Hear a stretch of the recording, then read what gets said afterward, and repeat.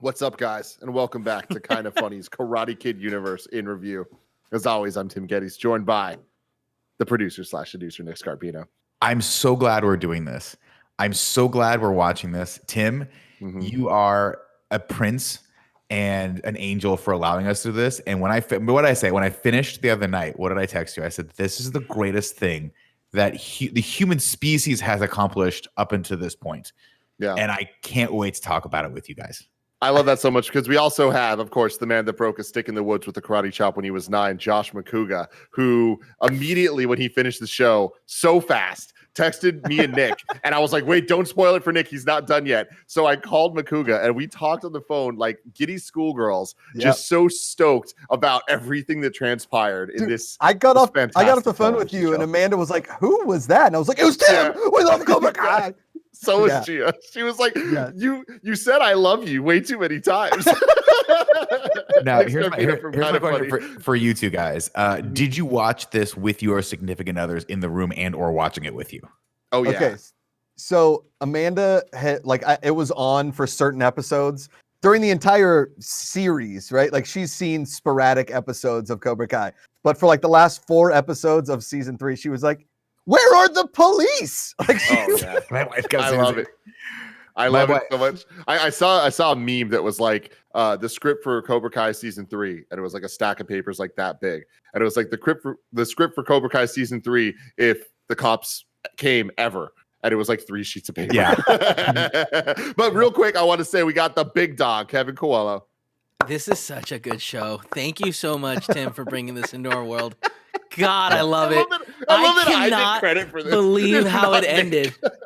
I can't believe how season 3 ended. I can't believe how season 2 ended. All the seasons ended. All the seasons. Oh my God. No, season 1, I was like, oh, whoa, interesting. Good resolution. Good resolution. Here's my thing. If we really want to give credit where credit is due, we have to give credit to Andy Cortez's YouTube Prime account, YouTube Red account, which I stole and watched the very first season of Cobra Kai on, and then watched a bunch of crazy videos so that his referral algorithm will be all out of whack.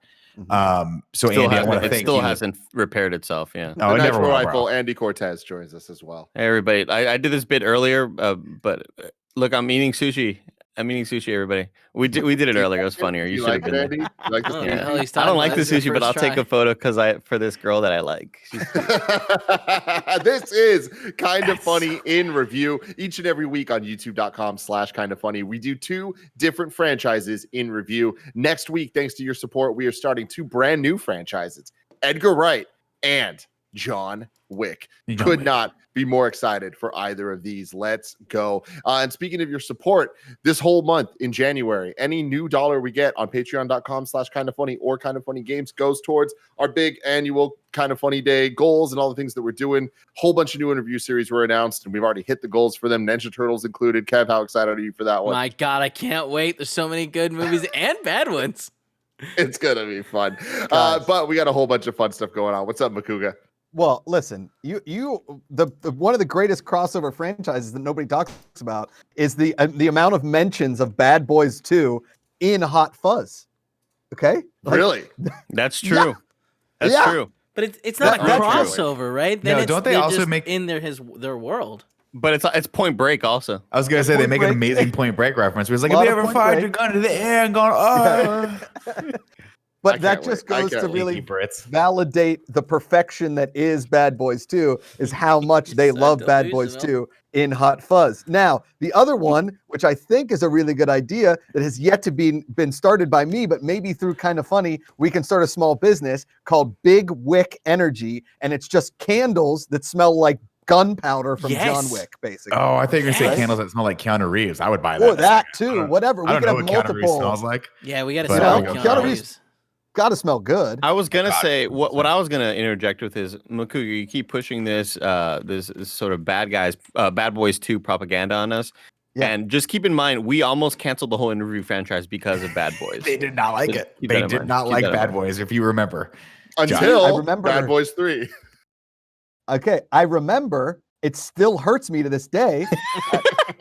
Greg Miller and I still have a beef. Even if he doesn't think it's a beef, I am still very upset about it. Well, we can all agree Greg has bad takes on everything, but we also can agree that no movie franchise is worth its salt actually gets good until the third movie. So let's just put it that way, right? Okay. With the exception, of course, of Karate Kid, which peaked with the first movie, went downhill. But then after the third movie, actually, no, I just proved my theory. No. After the third movie, what do we get, Tim? Hillary Swank. We don't talk about Hillary Swank. Okay. We don't talk about James but we get Cobra Kai, and then Cobra Kai goes back to that. Exactly. Yes, Tim, today we are talking about Cobra Kai. What's up, Kevin? I just have some beef with you. Like, why did we watch the Hillary Swank movie? I have yet to see a reference in any of it. No.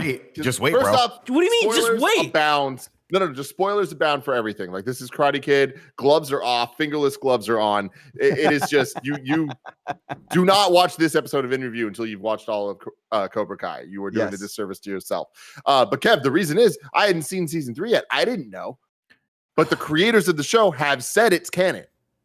That's why we're doing it. That's why I'm telling you right now, they have 100% reached out to Hillary Swank. She's a real actor, though. Like, she's busy. She's doing. But I will remind you that Elizabeth Shue, correct me if I'm wrong, is an Academy Award nominated actress that is in this series. I mean, that's way less than an Academy Award winning Hillary Swank. I mean, it's way more than any of us dumb shits have. Look, she was the milk mommy in The Boys. All right, that's all you need to know. God, let me tell you something real quick. Just before, just quick little tidbit is luckily enough.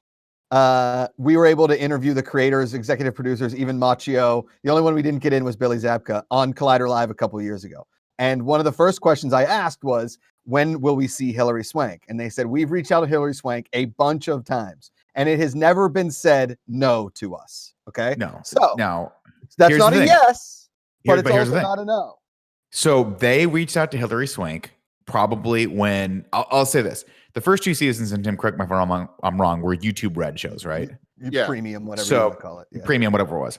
So I have to imagine that your bargaining power, or at least the allure of being on a YouTube Premium series, not quite as good as being on one of the most viewed shows on Netflix right now, which is what Cobra Kai is.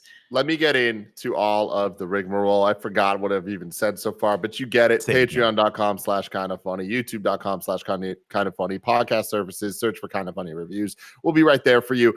Today we're brought to you by Gabby and Green Chef, but I'll get to that later. Let's get right into it. We're talking about Cobra Kai seasons 1, 2, and 3. What a surprise. They dropped season 3 a week earlier than expected. We're trying to do all of it in one because we just got to keep the hype. And if I'm being honest, I didn't trust Nick Scarpino to not spoil season 3 by mixing everything up. I love you, Smart Nick, call. But you know what I mean? Here we are. Really good. Season 1 was released on May 2nd, 2018 on YouTube Red. Season 2, April 24th, 2019 on YouTube Premium when it changed names. Then it got sold to Netflix because YouTube was like, we're not making original content anymore because that's not working. But it worked on Netflix. On August 29th, seasons 1 and 2 both came to Netflix with the announcement of season 3 and 4 in the works. And they were a mega hit, making it some of Netflix's most popular Netflix content that they have. And if you've seen all the tweets and stuff over the last week, season 3 is also proving to be a major hit, which is extremely exciting to me. Created by Josh Heald, who wrote Hot Tub Time Machine. You need a little drink of water there? Need a little drink of water there, Tim? What's going on? There's a lot. Yeah, it's a lot. Coors Banquet beer is heavy. It's a heavy beer. You think it's going to be good. It's not. No, it's not good. I don't know if it's heavy, but it's not good. Josh, I've never held a Coors in my life and thought it's going to be good. Never. Yeah. Well, John Hurwitz and Hayden Schlossberg co-wrote the Harold and Kumar movies, co-directed the second Harold and Kumar movie, and co-wrote and directed American Reunion. All of this is starting to make a lot of sense. A lot of sense. Yes. Now, wait, before we move on, where do we all come down on Hot Tub Time Machine being the greatest film of all time? Oh, Jesus Christ. It's a solid 7.8 out of 10. Maybe an 8 I'd give it a 6.5. A good 6.5, though. I'm done. It's good. It's good. I need to rewatch it. Oh, Nick's gone. Jesus Christ. He broke the overlay. Yeah. He broke the overlay. He could just turn off the camera instead of leaving completely. Sorry, I apologize, Cam. I know it's been a tough time. It still moves. It still moves. One thing I will say about like just season 1, just a quick kind of little hit. Like obviously, when we're talking about Cobra Kai as a series, we've mentioned before, I don't think it's superbly acted or beautifully directed, right? Wait, Andy. I think that's clear. Time out. That was so well put, Andy. That was so well put. I don't think it's superbly acted or directed. Hey, Roger Ebert. Or the production design. Over there. Listen, the only one actually acting in the show is Billy Zabka. Everybody else is just doing some weird care, but it works. Yeah, it works. No, totally. It's like where I'm going with. But I will say, one thing that I will say that I actually legitimately think is good is there are really funny written jokes in this show, like clever, funny jokes that where you're not just laughing because it's like dumb. It's like, oh yeah, that's something that you could that would be said in a like Phil Lord in a Phil Lord type movie. You know, like there are really good lines of dialogue that are actually funny. So you mentioning, Tim, that they co-wrote, Harold and Kumar and stuff, like, oh, okay, that kind of makes sense. There's some good humor in here. But I also want to say that there's a lot of things that they touch back to from like the second movie out of nowhere, and you're like, whoa, they've structured this so that's a fundamental thing in this season of the thing or the third, and you're like, what? This is brilliant. These guys really give a fuck. Good on them. They know, yeah. Well, really something I appreciated so much about the Karate Kid franchise as a whole is their commitment to flashbacks. Like we've talked about this the last couple of weeks, but we watched Karate Kid 1, and like I'm surprised that somehow they didn't find a way to do a flashback. But then in Karate Kid 2, the movie starts with 5 minutes of Karate Kid 1. And the Karate Kid 3, very similar situation with very little of Karate Kid 2 being featured at all because it was irrelevant for the most part to the plot. But then now we get Cobra Kai, and oh my God, I'll be damned if by the end of this show, all 4 Karate Kid movies aren't just fully featured. Yeah, you've seen them. You don't even need to watch the movies. You've seen them all at this point. Yep. And but see, that speaks to the volume of how big of fans these guys are. And I heard I watched the interview after I finished season 3 on a show called After Party, which Netflix is doing, where they talk, I'm sure Ralph Macchio said this multiple times. Josh, he probably told you this, but he said one of the reasons that really drew him back to the series was the writer's commitment to the universe. He said these guys, Karate Kid is like on the same level as Star Wars. And you really... There's a way to do this show where it would have felt like they were just sort of being opportunistic, and there's a way to do it where you feel like there is just so much love being put into this, and these guys thankfully chose the latter.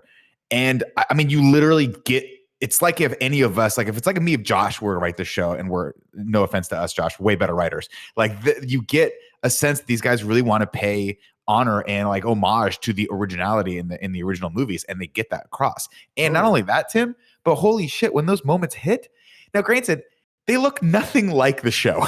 No. It is like 1980s Kodak film stock versus like modern digital cameras that are poorly color corrected in the show.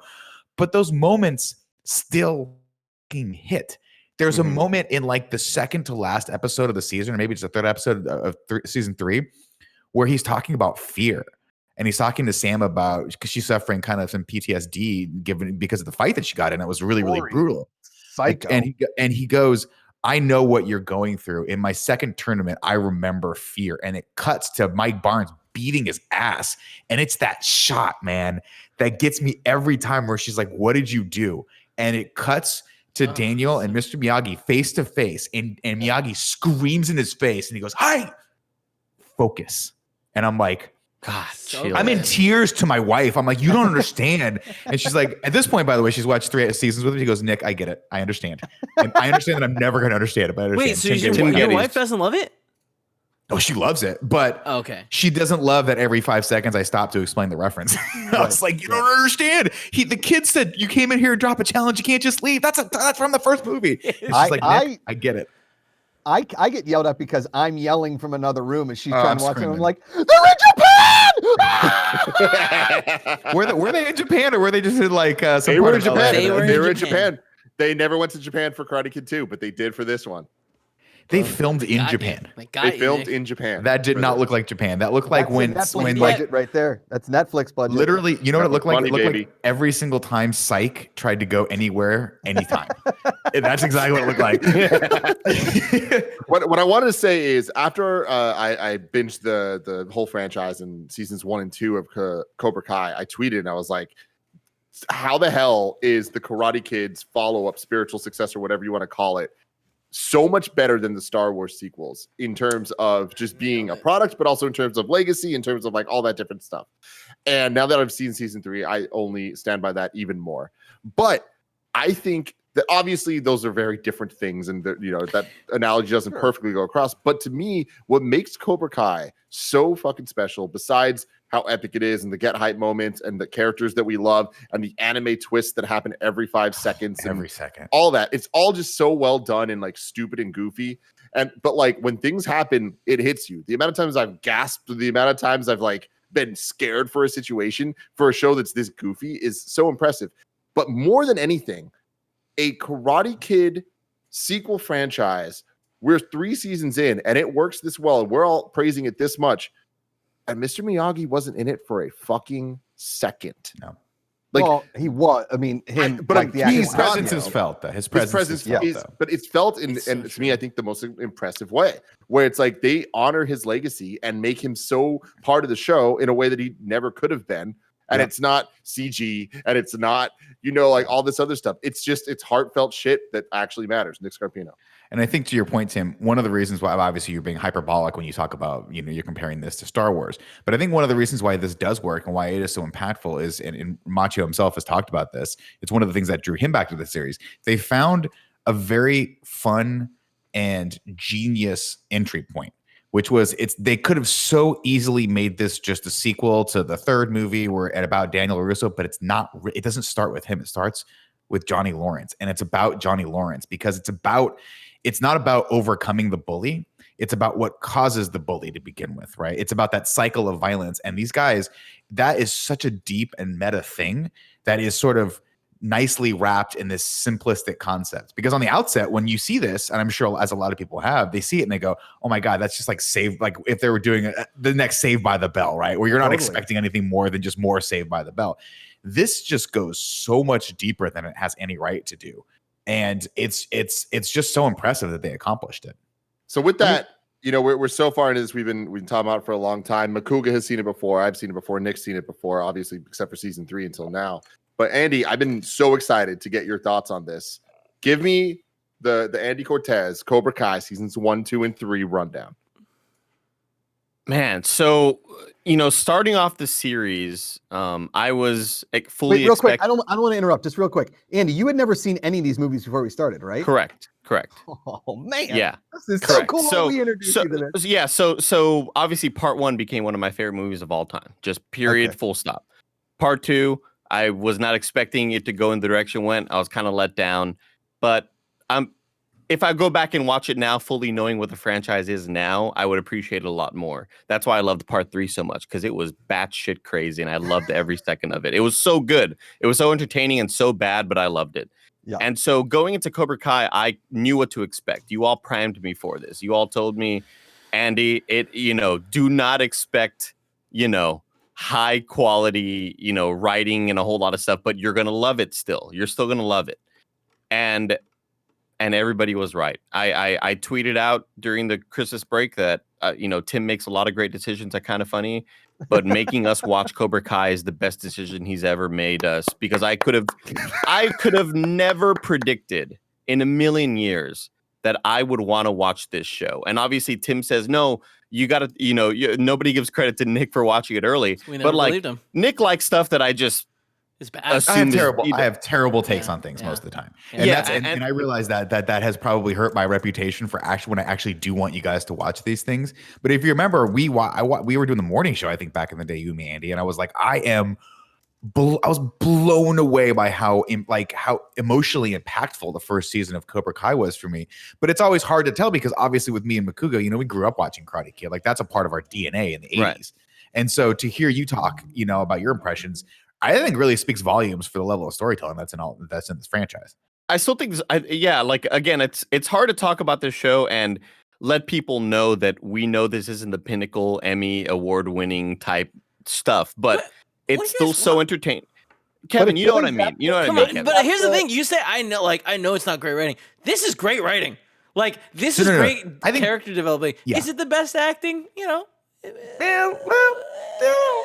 getting there. We're getting there. Most kids suck at acting anyway, right? Like I'm talking about like from a total package. This like a production standpoint. Yeah. Yes, exactly. Like it's good for the same reason why we like other stuff that necessarily isn't great critically, but we still fall in love with it because we love these characters and we love the development. And I think my only complaint with it is that when a character turn, when a heel turn or a face turn happens in Game of Thrones, it takes seasons. Yeah. And it's worth it. And it makes sense. And it makes sense, right? And I in this show it happens after 15 minutes and sometimes after 2 episodes. Wait, and by hold on.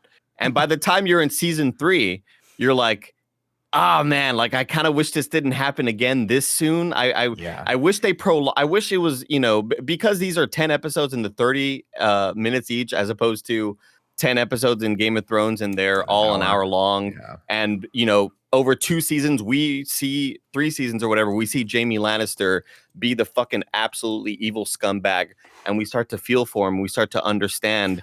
And then you start to love him 3 seasons later, and it feels worth it, and it feels like really earned. Yeah, and in this movie, like in this show, for seasons 1 through 2, we have those moments. Really, we have those moments, and I enjoyed them. But towards the end of season 3, it starts to get like, oh, okay, like we're doing this thing again. All right, it's a little too fast. You're talking about Robby turning, right? Well, it's everyone, right? I feel like everybody. I feel like Andy's spot on, right? Where I think season 1 was a little bit more clever than season 2 and season 3. And by season 3, we're relying very heavily on dramatic irony, which was something that I was a little disappointed with the 3rd season. Don't get me wrong, I enjoyed it still, but the criticism I have is that there are those moments where you do have the sort of like sitcom-y moments where I'm like, oh, I really wish these weren't happening all the time.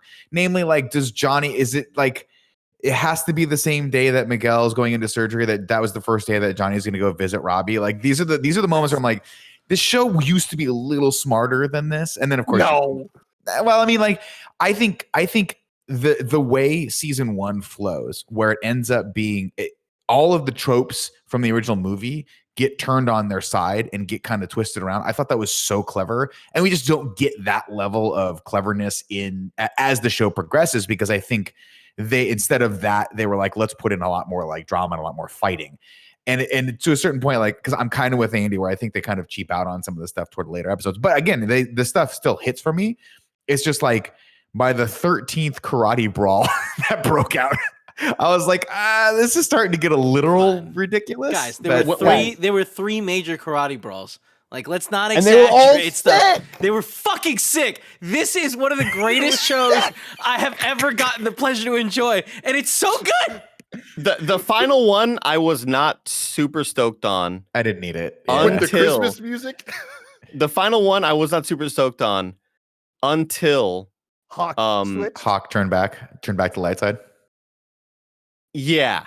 I mean, shout out to that little blonde kid that got thrown through a plate glass window. Straight up thrown through the window, dude. Tim, let me ask you this question. So much. Let me ask you this question. Oh, it's a cat. What, now, you have a son named Moose, right? Yes, I do. And I know you probably don't. You probably know what Moose is doing most of the time. But every once in a while, Moose probably sneaks away, right? If Moose left for the day and then came back with massive lacerations on his face, wouldn't you be like, dude, I got to call the cops. I don't know what's happening to my son. Dude, if you have a cat, that's what happens. They go out on a walk and come back. Andy and Nick made a lot of points that I do agree with, but there are certain things that I'm just like, you let it ride. I could not be on a different side than you guys on, and that is, I love all of this, and like picking one over the other at some point just becomes so stupid to me. Where it's like Cobra Kai 1, 2, and 3 is top tier Marvel shit, where it's like, pick the day and I'll say which one ranks where. But sure. Season 1, I love. Obviously, it's fucking great. But I think it's the easiest one to have done right. It's like, okay, cool. Yeah. What if Johnny Lawrence wasn't the bad guy? Oh, it's going to end in a karate tournament, whatever.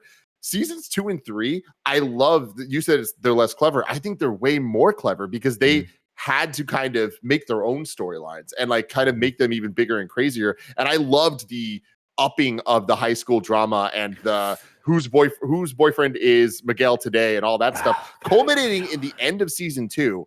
Like the cruel summer like epic orchestral version, that whole thing, but following up a fucking fight that is so fun to watch, so well choreographed, the music is engaging, they have so many rivalries that were built up in this show. That's insane. Where it's like even the fucking nerds fighting made me go fuck yeah, right?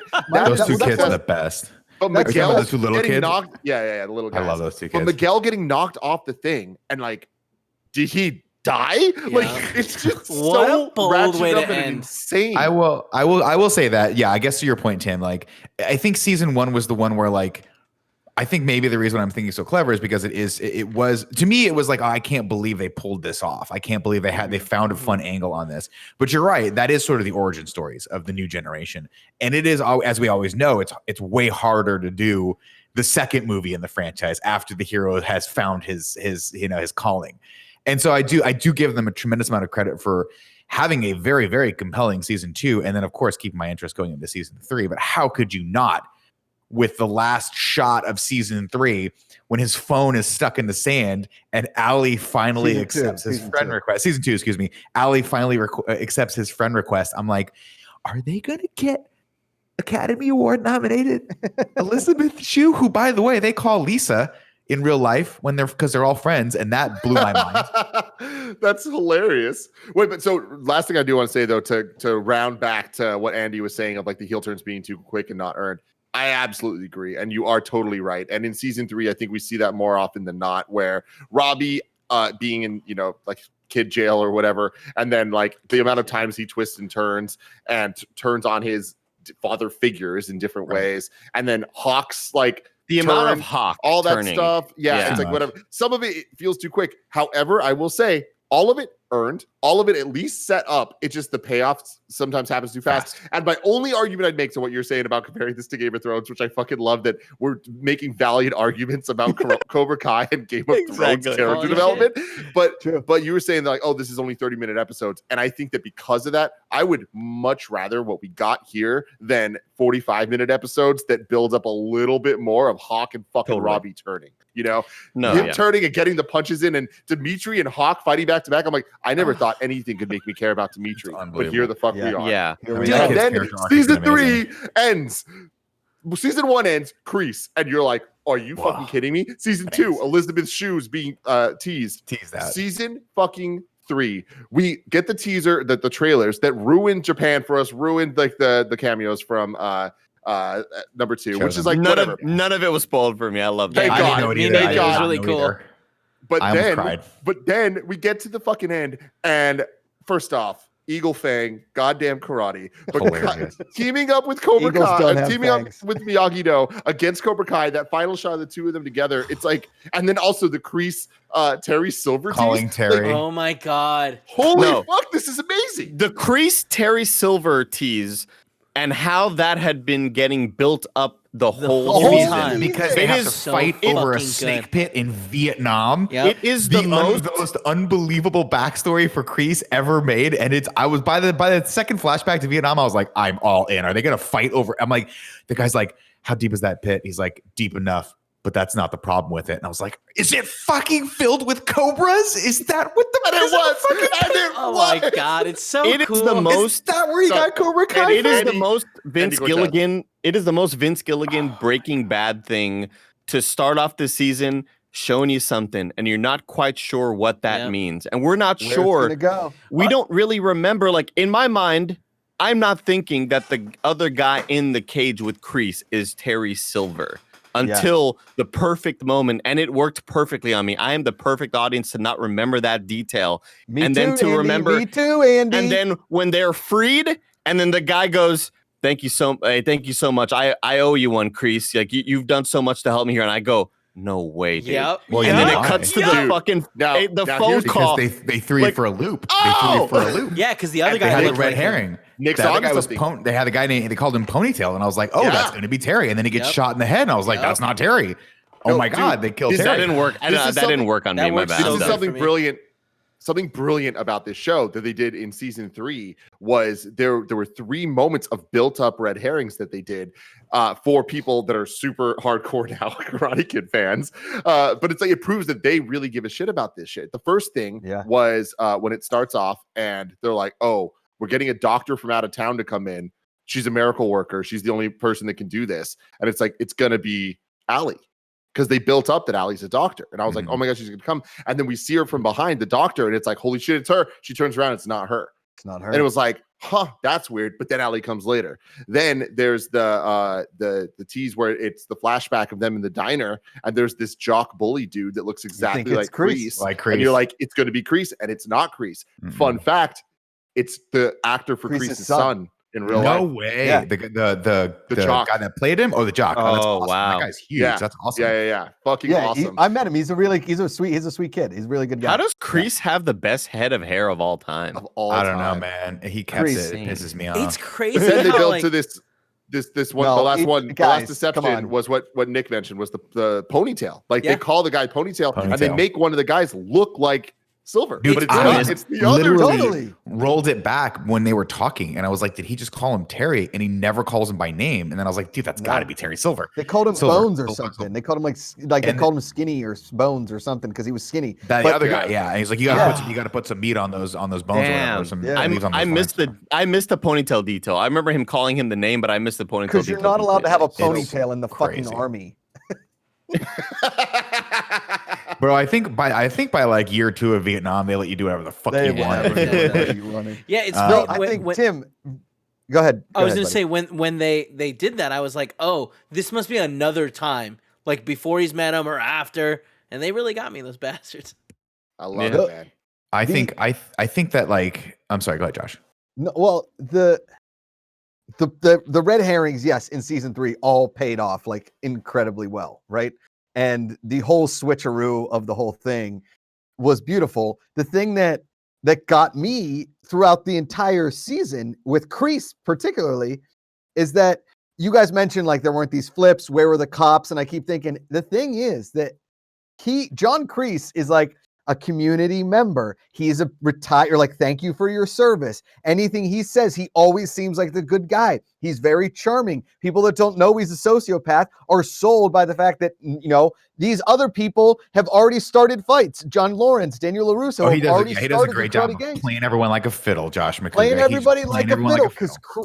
Correct. So when Kreese gets all these kids involved in Cobra Kai, everybody thinks that he's a good dude. In fact, he's creating the greatest karate gang of maniacs of all time. Yep. Dude, when season 3 opens up and it's news footage, and you guys know how I feel about news footage in review, but this is an exception because news footage is fucking happening, and they're just like, at the local high school, what happened last night can only be described as karate gang warfare. I'm like, this is gonna be the best show I've ever seen. But it's so funny. There's a moment, by the way, when they're arguing to bring back the All Valley tournament, where like the lead council person is like, I have never understood the Valley's obsession with karate. I love that line. I love that It's line. a great line. And I'm like, moments later... Go ahead. I was going to say, moments later, we have... what is it? Johnny's wife... No, not Johnny. Johnny LaRusso's wife. Danny's wife come up and start talking shit about what's-his-face. And then he throws the fact that he's... put a restraining order, or that came up earlier, and like her violence and how he flipped that situation to like work for his. I think this show's phenomenal, guys. You guys are crazy. To me, we're not crazy. We're all agreeing with you. To me, that's what's at the core of the show for me, right? Is that they nail. There's a couple moments, specifically at the end of season 3, where Johnny and Daniel, I feel like, do actually make some really good progress toward like repairing a relationship, or actually having a relationship, where they both kind of admit that everything's not black and white, and that Daniel even talks about how like Cobra Kai wants to operate in black and white. He's like, but Miyagi-Do operates in the gray area in the real world, right? You can't have no mercy in the real world. You have to be willing to like judge every situation as it comes to you. But the show does such a good job at providing a set of circumstances where every character reacts, and their reaction to it sometimes is positive and sometimes is negative, just like it would be in the real world. And the adults make mistakes, and they have to rectify those mistakes. The only thing that I was a little disappointed with as we go on is that they drop some of those through lines in lieu of a few more crazy action sequences. Like, I didn't need them going and taking on the chop shop guys. I was having a lot more fun with Johnny and Daniel in the car together, like giving each other It was shit, an awesome scene, Tim. Thank you. It was a sick scene. Hold on. Like, but I get what you're saying of like action for action's sake. However, this is the Karate Kid franchise. And was that the first time we saw Johnny and Daniel kicking ass together? And who were they fighting? A fucking group of people in an auto body place? It's like fan fiction taken to the nth degree. I totally get that. But there's a moment where I'm like, this show has been so good at teaching people a lesson, right? Specifically the lesson of like, hey, if you mess up, you got to make amends. You got to own up to your mistakes. You have to own up to the fact that, like, there's a moment where Daniel and Johnny are like, maybe I was a little bit of an asshole. And Daniel's like, yeah, maybe I could have been a little bit more sympathetic to your plight and all these things. And they really have those moments. But then unfortunately we have these other moments where they're like, it's totally acceptable to walk into someone's place of work and just beat the shit out of them for no reason. Then be like martial law style. And like, we've lost all of the ground we had with these lessons. But of course we come full circle and we get those lessons again. Yeah. They're just those moments where I'm like, this is a little ridiculous. But all of those moments are always backed up. Kevin's I was going to say all of those moments are backed up with like, hey, you fucked up. You shouldn't have started a fight there. Like after that, LaRusso yells at Lawrence and is like, what the fuck, man? Like I didn't come out here to fight. Like we had to defend ourselves. But I want to piggyback up Kevin real quick, is that I think the most underrated performance in the series, including like season 2 when she makes fun of her husband all the time, is Amanda. And it's not because my wife's name is Amanda. That actress came out of nowhere. Killer. All 3 seasons has been an absolute standout. She totally gives the entire series leverage, right? The scene where she go ahead, sorry. Well, no, because every time they're so serious, and she's like, they're in warring karate dojos. Like she makes fun of her husband. She's the only real character. Yes, correct. Yeah, I love how she constantly makes light of how ridiculous all this is. I mean, and it starts from the very first scene of Johnny Lawrence going to LaRusso's house, and they're about to fight in the front lawn. She's like, Are you all like these old high school rivals about to do karate in my front yard? No, we're making breakfast. Come in here. And you're like, I love that she's always sort of the moral center and brings everything back and says, all right, everybody, we understand this is like, because the show and the writers understand that this is all ridiculous. And she is kind of the writers in this case saying like, this is silly. This is cool. They have a very meta thing they do with that character, though, right? She's the voice of reason up until karate is life, and she is now in it, dude. But I think more importantly and thematically, and I guess I'm kind of disproving my point for earlier, but like I think it's an important turning point for her character because she has not realized the sort of degree to which this has gone. She thinks that all these kids are just in normal circumstances, but she doesn't realize the duress and a lot of the emotional distress that her kids are on until she finally meets Kreese and realizes, oh my God, this guy actually is a monster. And she has a moment where she apologizes to Daniel and she's like, I didn't know how bad this guy is. And Daniel's like, I know. And Daniel, of course, has been, for lack of a better term, triggered by this guy since he came back on the scene because he was, if you remember in Karate Kid 3, like brutalized by this person. He was, I mean, not just like, hey, I'm bullying you. Hey, you're taking a little shit from me. Like physically and mentally abused by this guy. Yeah. And so when Amanda has that moment, she doesn't know how to deal with it either. And she deals with it incorrectly by using violence. And I think that's a very, very important thing. Like she slaps him, remember? And then they always cut to Kreese, like at the end of the scene. And he's always just like, I have to get him shot. He's always like, because he was at that moment, Andy. He was thinking, "I'm gonna go to the cops. I'm gonna put a restraining order in." He's always doing that, and that's the problem, right? And then again, the theme of like violence begets violence. She used violence. She went over the line, and guess what? It had severe ramifications. She lost a lot of ground with that whole argument. I thought that was really good. I actually don't think I'll disagree with you guys. I don't think she became a real character until season 3 because I think she just existed to show how to kind of be the moral compass for Daniel.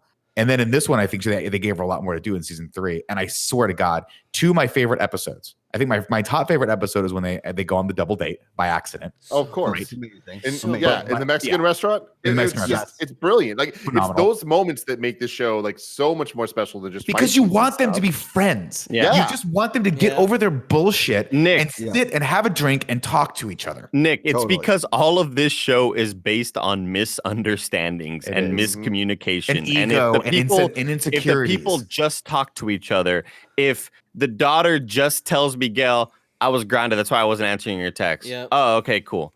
And if that person just messages that person and says, "Hey, my bad. This is what really happened." Like, I'm not trying to the whole show could just be fixed with like simple, just conversations. We see that a lot with Johnny Lawrence. We did get a little bit of that though. We do get a little bit of that where there are those moments of acknowledgement, and I think that's where the show. I mean, Andy, to your point, yeah, a lot of that dramatic irony does kind of happen where it's like, oh, I missed like.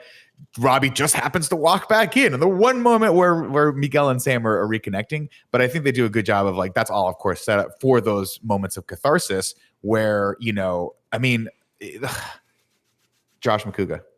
Let's take a step back for a second. Okay. You're what 4 or 5 years old when you see the first Karate Kid. By the time the last Karate Kid comes out, we're like what 10 years old, right? If I had told a young Josh McCouga, hey, just wait 30 years, because in 30 years. In 30 years, you're going to get a moment where Daniel LaRusso, Ali, and Johnny Lawrence share a drink at a Christmas party. And it's going to break your heart and make you cry and it's going to be so cathartic for you that these characters finally sat down and just hashed it out. And there's that one beautiful moment with the actress who plays Amanda, who she goes, "Oh, you're Ali? Oh, I can't wait to talk to you." It's great. It's so good, man. Dude, the Ali coming in, I loved it because it's episode 7. Like it's pretty late in the season. It's the last episode. It's 9 and 10. Because remember, they're at the Christmas party and there's the fight going on at their house. Yeah, you're right. Oh my God. I love this fucking show so much. But I love that Ali's character is used not just as a cameo, but actually as like somebody that really can connect with them. And we don't need the backstory because we already have it. She does such a good job of like getting the plot to progress and getting these characters to even grow. Like that's now behind them. These two guys were hung up on this girl to different extents, but they are now moving on. And I was feeling real, like anxiety. Heartbreak's not the word, but yeah, somewhere like nostalgia. Something where I'm like, loss, I'm like. I'm watching this and it's entirely built up that like I should be rooting for Ali to be with Johnny, but I'm not. Because I was scared because Miguel's mom's out there, and there's nothing I want more than the two of them to get back together, man. Totally. Yeah. But I think deeper than that, so beautifully done. I think deeper than that, that them getting together is just a mistake. And Ali puts it in perfect terms, which is like, I needed this. But you can't live in the past. You got to move on. And Johnny's like, "You're absolutely right. I got to move on." And that leads so beautifully into him realizing that they have to team up, right? That him realizing I've been living in the past this whole time. The real way to overcome the real bad guy who's Kreese and like all the things that he represents is to bury the hatchet with this guy, Daniel LaRusso, and move forward. And man, when In the Air Tonight starts playing, Tim, oh my God. Are you kidding me? I was like, Who's looking into my brain? Why did they know I needed this? There's Phil Collins. There's Cetera. There's all of the music. But dude, as the drum, Tim, he bowed. We see Daniel LaRusso first, and we see all of Miyagi-Do and all of Eagle Fang come in, and then he looks over as the drum break starts, and I was like, I'm like, Andy, as the drum break starts, Johnny Lawrence is gonna walk in. I fucking knew, even though I knew it was gonna happen. Yep. I said it to myself. I know what's gonna happen. Perfectly shot. Camera, rack focus from Daniel as he looks over. Johnny walks into frame. Da-doom, da-doom, da-doom, da-doom, brah, brah, and it just cuts to the wide shot of both of them standing in front of their newly formed dojo. Okay. And I start I'm just like, I was crying. Don't look at me right now. I was crying tears of joy. And this was a night where I accidentally, I woke up at 6 a.m. for no reason, couldn't fall back asleep, decided I'm going to finish Cobra Kai because I'd started it the prior night, like around 1 a.m. or something like that. And unfortunately, I followed up all that hype with Wonder Woman. But, we already talked about that. But oh my God, I'm in my bed just like, I'm so excited. The music is pumping, and then the Terry Silver tease happens, and I think it's like this season again. I didn't love the house fight. I felt like it was let's try to replicate the awesome school fight again. I don't think it was as good. Still enjoyed it though. Just don't think it was as good. Uncharted 3. Yeah. So while that whole house fight is happening, I'm like kind of underwhelming. We've seen this before, and I think it was done better in the school anyway. But I think those two moments just really encapsulated this whole season and made it all worth it. And god damn, I had tears in my eyes. I'm yelling in my room like at fucking 9 a.m.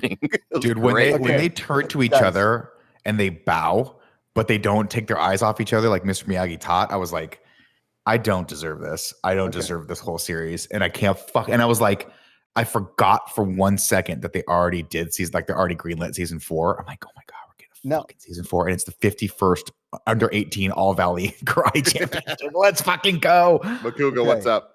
Now, I don't know if you guys can see this. Amanda was almost too embarrassed to post it. Okay.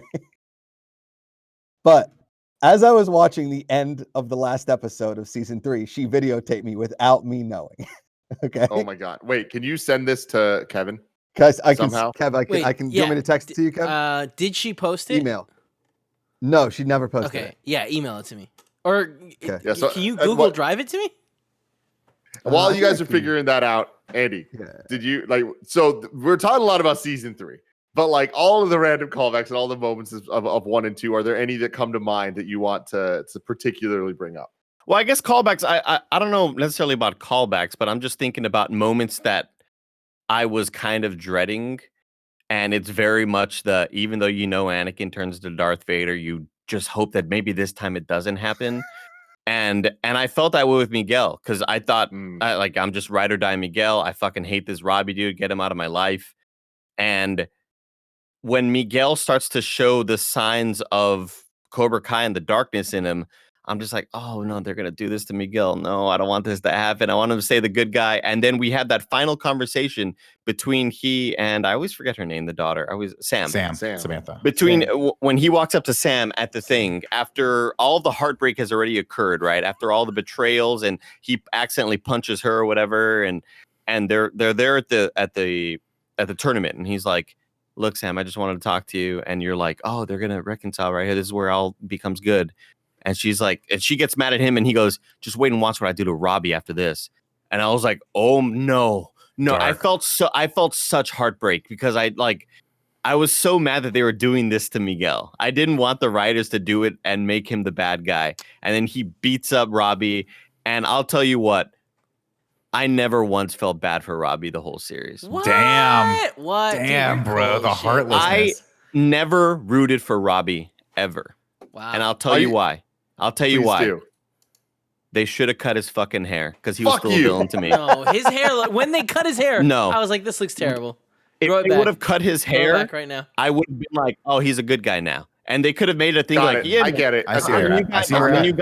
Things are changing, But the long hair to me, still, those are the old remnants of the old bad Robby. And I still saw, and I was, even all the way through season 2, I'm like, when's his character turn? When's this going to happen? He's going to become a bad guy at some point again. Because I just always still saw him as the villain. I mean, dude. Even though I didn't love what Miguel did, granted. Let me tell you that much. I obviously, I'm like, I loved when Johnny Lawrence walked up to Miguel and said, what are you doing? We don't do this here. And I loved that for Johnny. I love that conversation that they had between, and then, he and Miguel and Hawk go to Johnny Lawrence and say, hey, we found out that Robby's your son. What the fuck? And they try to get it. And he's like, look, I don't give a fuck what you all think. We don't do that. We don't prey on your weaknesses. That's pussy shit. We don't do that shit. Yeah. And I love when Johnny sort of instills that in them. Yeah. And the whole time you're watching, you're like, I want Miguel and Hawk to learn. I want them to know that there is a good side. And when Miguel and Hawk start dividing and Miguel starts coming back to the good side, and the only time I really felt for Robby was in season 3 when he's in juvenile detention, when he's in juvie or whatever, and he's getting picked on. I'm like, I care for him here also because they care, and I think he's a good guy now. I did care for him in juvie too. I did. I care. I thought the juvie scenes were shot really well. Yeah. I thought his arc in this was actually really well done, even though it was probably the D storyline of the show, right? Of season 3 was him, joining forces with Kreese, very Darth Vader, very Star Wars kind of a thing near the end there, right? I thought that I'm kind of with Andy on the haircut a little bit, but I, Robby Keene in this whole thing is an awesome addition to the show. Again, kind of forgot about a little bit in season 3, but he's going to be main season 4. When Cobra Kai and then Eagle Fang / Miyagi-Do comes together, it's going to be like sun versus day. I mean, we have 3 one-on-one set up. Correct. It's awesome. And there's going to be some tons of Daniel LaRusso, Johnny Lawrence tension when he starts calling them pussies and fart breath, whatever. It's going to be great. Because Tim Gettys from Kind of Funny. There is one thing I want to bring up though. So Andy, like with one moment that like I knew you were going to absolutely love, and I think it was in season 2, is when we go back to Miyagi's house and we see the dojo and we see the car and we see all of that. What did that do for you? When Robby kind of uncovers the vehicle, mm-hmm. When Robby sees the vehicles, I mean, yeah, it's a great callback. Holy fuck! Anytime the show does those callbacks, does the flashbacks, and sometimes they're silent and sometimes they're not. Sometimes you get audio from the old movies, but anytime that happens, like I get tears in my eyes. Like it means so much to me for a franchise that I just started a couple of fucking weeks ago. It feels like. Dude, Kevin, when they destroyed the car, how did you feel? I mean, when they destroyed the house, it was just, I was furious. When they, I was so, it reminded me of, huh? Oh, it reminded me of season 2 when they destroy everything. Yeah, it's so hard to get a smooth one. It's so hard to get it. It's like there's the setup, but then it's like, oh, this episode is brought to you by Gabby. We're all looking for ways to save money, especially now. So let me ask you this. How would you like to keep an extra $961 a year in your pocket? That's how much Gabby customers save per year on average on car and home insurance. That's why when I was checking out recently how to save money on my insurance, I tried to use Gabby to see what it could save me. This is the time of year we go shopping for insurance. Gabby takes the pain out of shopping for insurance by giving you an apples-to-apples comparison of your current coverage with 40 of the top insurance providers like Progressive, Nationwide, and Travelers. The easiest thing to do is you just link your insurance account, your current one, to Gabby, and in minutes you'll be able to see quotes for the exact same coverage that you currently have across a bunch of other places. I did this and found that I actually already have the best thing, which is great because I've always for years been wondering if I'm wasting money. I should be switching over. So you should check it out now. Gabby customers save $961 per average on year. That'd be real nice to have in your wallet. Why wouldn't you want to do that? If they can't find you savings, then they'll let you know so you can relax knowing you have the best rate out there. And then they'll never sell your info, so no annoying spam or robocalls. You're probably overpaying on car and home insurance. See how much Gabby can save you. It's totally free to check, and there's no obligation. Go to Gabby.com/morning show. That's GABI.com/morning show. Gabby.com/morning show to see how much Gabby can save you. And next up, shout out to Green Chef. Green Chef is the first USDA certified organic meal company. Green Chef makes eating well easy and affordable with plans to fit every lifestyle. Whether you're keto, paleo, vegan, vegetarian, or just looking to eat healthier, there's a range of recipes to suit any diet or preference. Kevin's been using it. Joey's been using it. Blessing's been using it. I've had it a ton of times. Green Chef is real quality stuff, and we can help you get $90 off, including free shipping. Green Chef makes eating well easy and affordable with plans to fit every lifestyle. They're the first ever and only keto meal kit on the market. It makes sticking to a low carb lifestyle easy with recipes averaging only 14 net carbs each. Green Chef is the most sustainable meal kit, offsetting 100% of its direct carbon emissions and plastic packaging in every box, so you can feel great about what you're eating and how it got to your table. You can go to greenchef.com/morningshow90 and use code morningshow90 to get $90 off, including free shipping. Recently, Gia made it was like a pork rigatoni, I want to say, and it was fantastic. Loved it. Could not recommend it more. Go to greenchef.com/morningshow90. Use the code morningshow90 to get $90 off, including there you go. The number one meal kit for eating well, Green Chef. Back to the show. I will say the vehicle getting damaged though, Tim, really heartbreaking. I know. And I loved Daniel's sort of visceral reaction to it. I loved again, like you're supposed to kind of, I get you're supposed to kind of not love LaRusso in this show. He's supposed to be the goody two shoes kind of other side of things, but I don't know. To me, they are. I mean, we're talking Charles Xavier. We're talking Magneto. Like we're talking Professor X and Magneto at the end of the day. Exactly, dude. Like they're warring, but they kind of understand, but they're kind of friends, but they hate each other, but you still love them both. Yeah, I don't think you're supposed to hate them. I kind of feel like they're making them both likable and also showing you where their issues come from, like why 100%. they're kind of assholes. And I think that's all in the first out. episode. You're supposed to hate Daniel LaRusso. I didn't feel that way. You're not supposed to like him. I don't think you're supposed to hate him. You're definitely supposed to be annoyed by him. You're supposed to be like, this think he's a douchebag. A douchebag. Yeah. Yeah, totally. He walks up to Johnny Lawrence. Hey, this is the guy. Is this the guy you kicked his ass in high school? Well, I kicked his face. And it's like, man, fuck Daniel LaRusso. Dude, this guy sucks. But then once you start to get into the family life, once you start to see, the wife Amanda and the sort of family man he is and how much he cares for everybody, except their little bitch ass son. Fuck that. Wait, he's gone. It's better. Gone. No, he's in the third one. They gave him the Freddie Fernandez. They gave him the Freddie Fernandez treatment. No, he's in the third one. He's in season 3. Like a minute, Nick. Yeah, remember he's like really tall. He grew up. Kevin, he lost a lot of weight in season 3. Wait, he's in one shot. Well, what does he do? He's standing with Samantha as in Miyagi-Do. He's standing with Amanda as Samantha's like with like training again, and Amanda's like, you can't do karate. Karate's what led to all of this. And the kid's eating like a popsicle, and he's like tall, and his voice is like deep now. And you're like, dude, give this kid. This kid's gonna be a killer, man. Start training him now. He lost a lot of weight. Yeah, good for that. After playing a lot of PlayStation Vita. Yeah. I'd like to just shout out to there's a moment in season 3 that I really enjoy, and then I have a moment in season 1 that disappointed me. So the moment that I really, really enjoyed in season 3, it's so dumb, is like one of the first episodes.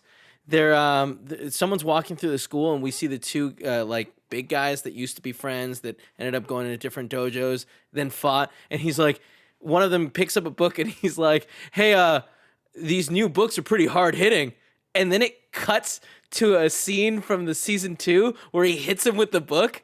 And I just love that, like, they wanted to make a joke, but knew that no one would get it. So they inserted. They had to show you the flashback. And I just love how much they care to be like, you know what? They're not going to get it. And also, this shit does flashbacks. And then the one moment I didn't like from season 1 is when Robby gets hurt and LaRusso goes, and then he goes, medic! And it's just like, get the medic. I wish. Come on, that was funny. I get it, but I kind of wish there was a little bit of the magic there that had transferred over from what's his face. But here's what I'll say, Kevin. One of my absolute favorite moments from season 1 happens right before that, right? So Robby's fighting by himself.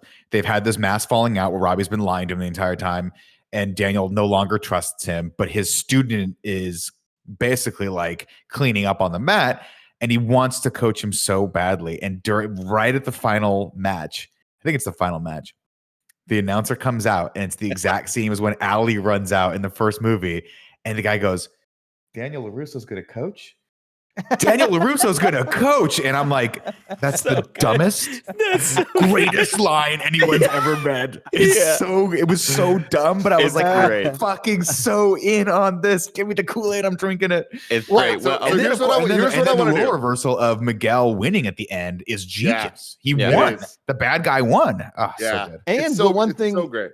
The one thing the running joke that keeps happening throughout the show, which I really enjoy, is that Daniel LaRusso was like the actual bully, which was that viral video that went viral, right? Yeah. Which is, it depends on how you look at the movie. Like you can see it both sides. He was not the bully. He was not. But the best is in season 3 when they're in that city council meeting, and she's like, I heard you were the real bully, and he turns around. That's really good. I love that part. I love that part. It's so damn great. So what I want to do now is I want to get into the plot. Sure. Nick, do you want to hit that off? Ladies and gentlemen, Cobra Kai never dies. We're going to start off with some quick highlights of season 1. Of course, it starts off, we find Johnny just not in a great situation, doesn't know which wall to hang TVs on, and still using a lot of really outdated terminology and having a lot of really outdated takes on life. Of course, he saves his new neighbor, Miguel, who is a teenager, from getting his ass kicked by Kyler and his group, who I thought were going to get the Freddie Fernandez treatment. And then in season 3, spoilers, Kyler gets karate power. Johnny saves Miguel from getting his sucks. Dude, he's that guy. That actor is awesome, playing that role perfectly in my opinion. I mean, but first off, like I think he's younger than most of the actors on the show. Like Well, this dude looks like he's 38. His hairline is like 45, way up there, dude. He's a 45-year-old man. So, anyway, so fun things on that. Some fun facts actually for you is Ralph Macchio was 56 years old at the time of the release of season 1, which is 4 years older than Pat Morita was at the time of release of Karate Kid. Incredible. It's crazy what dyed hair will do for you. You know? Yeah, I know, right? No. And Samantha's actress, it was 22 playing a 17-year-old, which is the same as Ralph Macchio. Oh, that's cool. Of course, Johnny reluctantly agrees to teach Miguel karate. And it's funny. I love all the parallels visually here. Obviously, like the same apartment building, the same apartment buildings that they're living in. The fact that Johnny Freddy's always there. You're like, Freddy, you don't fucking live here. You have a home of your own. Go home. And he's like, I should have been bigger in this franchise, Mr. Miyagi.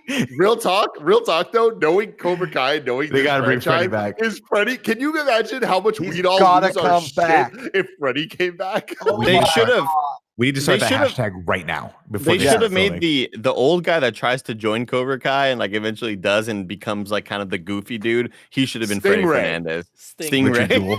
So good. Of course, Johnny finds a new direction in life, and he's going to teach Miguel by reopening Cobra Kai in that same strip mall. And by the way, shout out, we've harped on and made fun of a little bit the production values of this, but that strip mall is perfect. Whoever found that location is fucking knocked it out of the park. Perfect karate shop. It is so perfectly indicative of all the places that I've taken karate in my life. Yes. When I first took karate, but I remember talking about this. Remember, my original karate shop was next to the Leslie Pool Supply in Riverside, California. It looked exactly like that. And then, of course, the United Studios of Self-Defense was across from the cinemas up in Canyon Crest and Riverside. So they nailed that. Anyway, wait, real quick, Nick, did you notice at the beginning of season 1, like the third line is Miguel saying he was, I'm actually from Riverside. So parallels, buddy. I'm telling you right now, man. I mean, I see a lot of myself in that kid. We're both tall, both beautiful, both have great hair.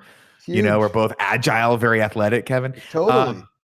And again, these are some recaps, guys. These are just some highlights. Just move us along. We get an awesome Halloween episode where Miguel dresses in the skeleton costume instead of the costume that his grandmother made for him, which I thought was hilarious.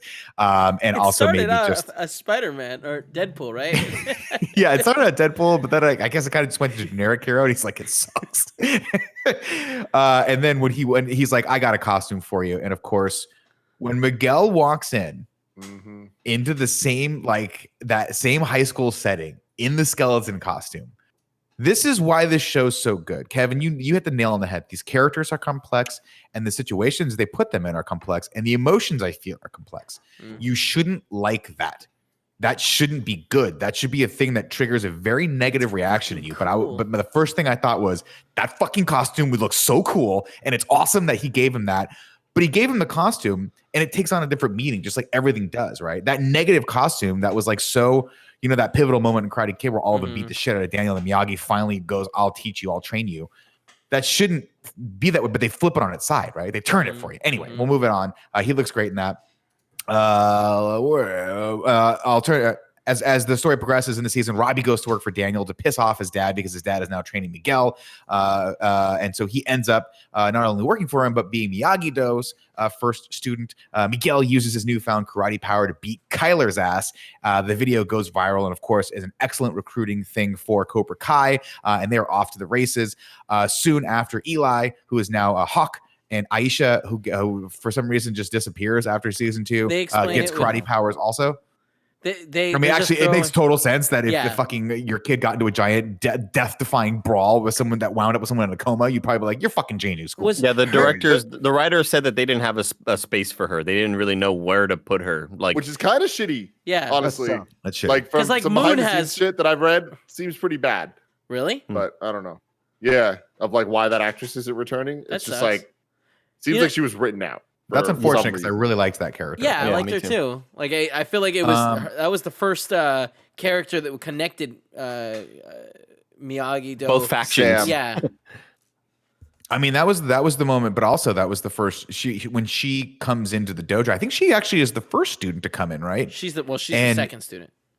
Well, I'm sorry, Miguel's the first student, but she's the first after the video goes viral. She goes, "I want to learn karate," and of course, that's another growth moment for Johnny, where he's like, girls can't do karate. And Miguel's like, that's a very, he literally turns like, Sensei, that's a really outdated outlook on the world right now. And he goes, fine. And he pits them against each other. And then of course she does what I would do in that situation, or at least hope to do, just a perfectly executed, just blast double on Miguel and takes his ass down to the ground. And I'm like, and then Johnny has that moment of like growth where he's like, oh, I was wrong. She can totally do it. Let's go. Tim Gettys from Kind of Funny. Another thing I really appreciate about the show, and it's something that can only exist in this new era of content on, YouTube, Netflix, and all this stuff, where it's like not beholden to people telling them what they can and can't do. Like Johnny Lawrence's character in this show, he starts off, he is racist, like blatantly racist to a point where it's racist, like sexist, he's not horrible. It's you'd think starting Cobra Kai where it's like, oh, it's Johnny Lawrence, and like, was Daniel the bully? Like we all heard that pitch. But seeing this, it's like they started off and it's like, no, Johnny Lawrence is not the good guy. Like he is not a great he's dude. Bad. It is 2020 and he's a bad guy. Yeah. And, he beats up fucking kids. And it's like, like so much shit happens quickly. But I love that we're now seasons into this show and they still have him saying pussy. They still have him being the character he is. They use the words they want to use to be the character that he is. And I love that they're showing that like even these people that they mean well. They have a good heart. There is something in there, and it's like they can learn, they can grow, and that growth isn't going to come all at once. Where it's like, okay, you're doing only things you should, not things you shouldn't, and it's like that's something that I don't think I've seen in any other show ever. Period. But there's also moments too that I think they craft very delicately but very brilliantly, where some of Johnny's like toughness left over from the 80s is actually what these kids need. And so you have that back and forth where you're like, Johnny, you can't talk to people like that. But these kids also might be just a squidge too sensitive. And when Johnny puts that in the situation, they rise to the occasion. And it's pretty interesting. It's interesting. Josh McCouga from Good Guys, All Around Guys. The Good People Association. The Good People Association. The thing is that,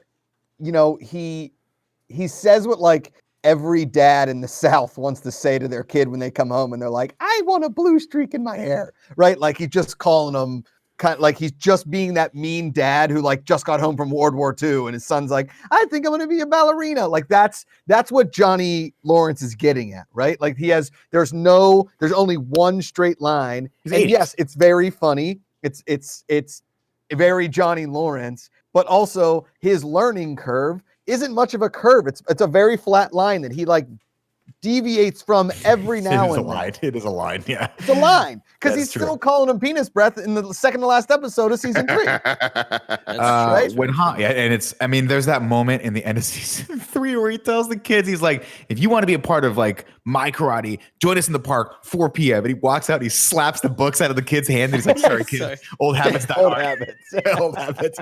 Anyway, and again to the writing, like you end up liking this character in spite of himself, which I think is a good place to start with the character. And I tweeted it out. I tweeted it out last week. I was like, if anybody deserves an Emmy nomination in this show, it's Billy Zabka, because for nailing it, yeah. And the writers. I think the writers should get an Emmy for writers, totally. But Billy Zabka's performance of Johnny Lawrence is unwaveringly confident, and it's good, right? Like, and they don't think he's they commit. You don't think he's acting, where a lot of like, no offense to Macchio, he's acting. Like you can see it. The wife, probably the second best actor on the show behind Zabka. Everybody else is acting on the show. Like poor Mary Daniel Mouser. LaRusso acting? Because I don't see it. You don't? I have a thing with Daniel LaRusso in Cobra Kai that it's not about the acting, because like it's just that it doesn't feel like the Daniel LaRusso we know. Like all of Nick's impressions do not apply to this man that we're seeing. No. And like it's been 30 years. So some he's been changed. living in Southern California for 30 years. Yeah. But it's a little. He doesn't have the fun. He's not like bouncing around ever. He's like always just kind of buttoned up and lame, which I think kind of fits. But I think it's acting. Okay.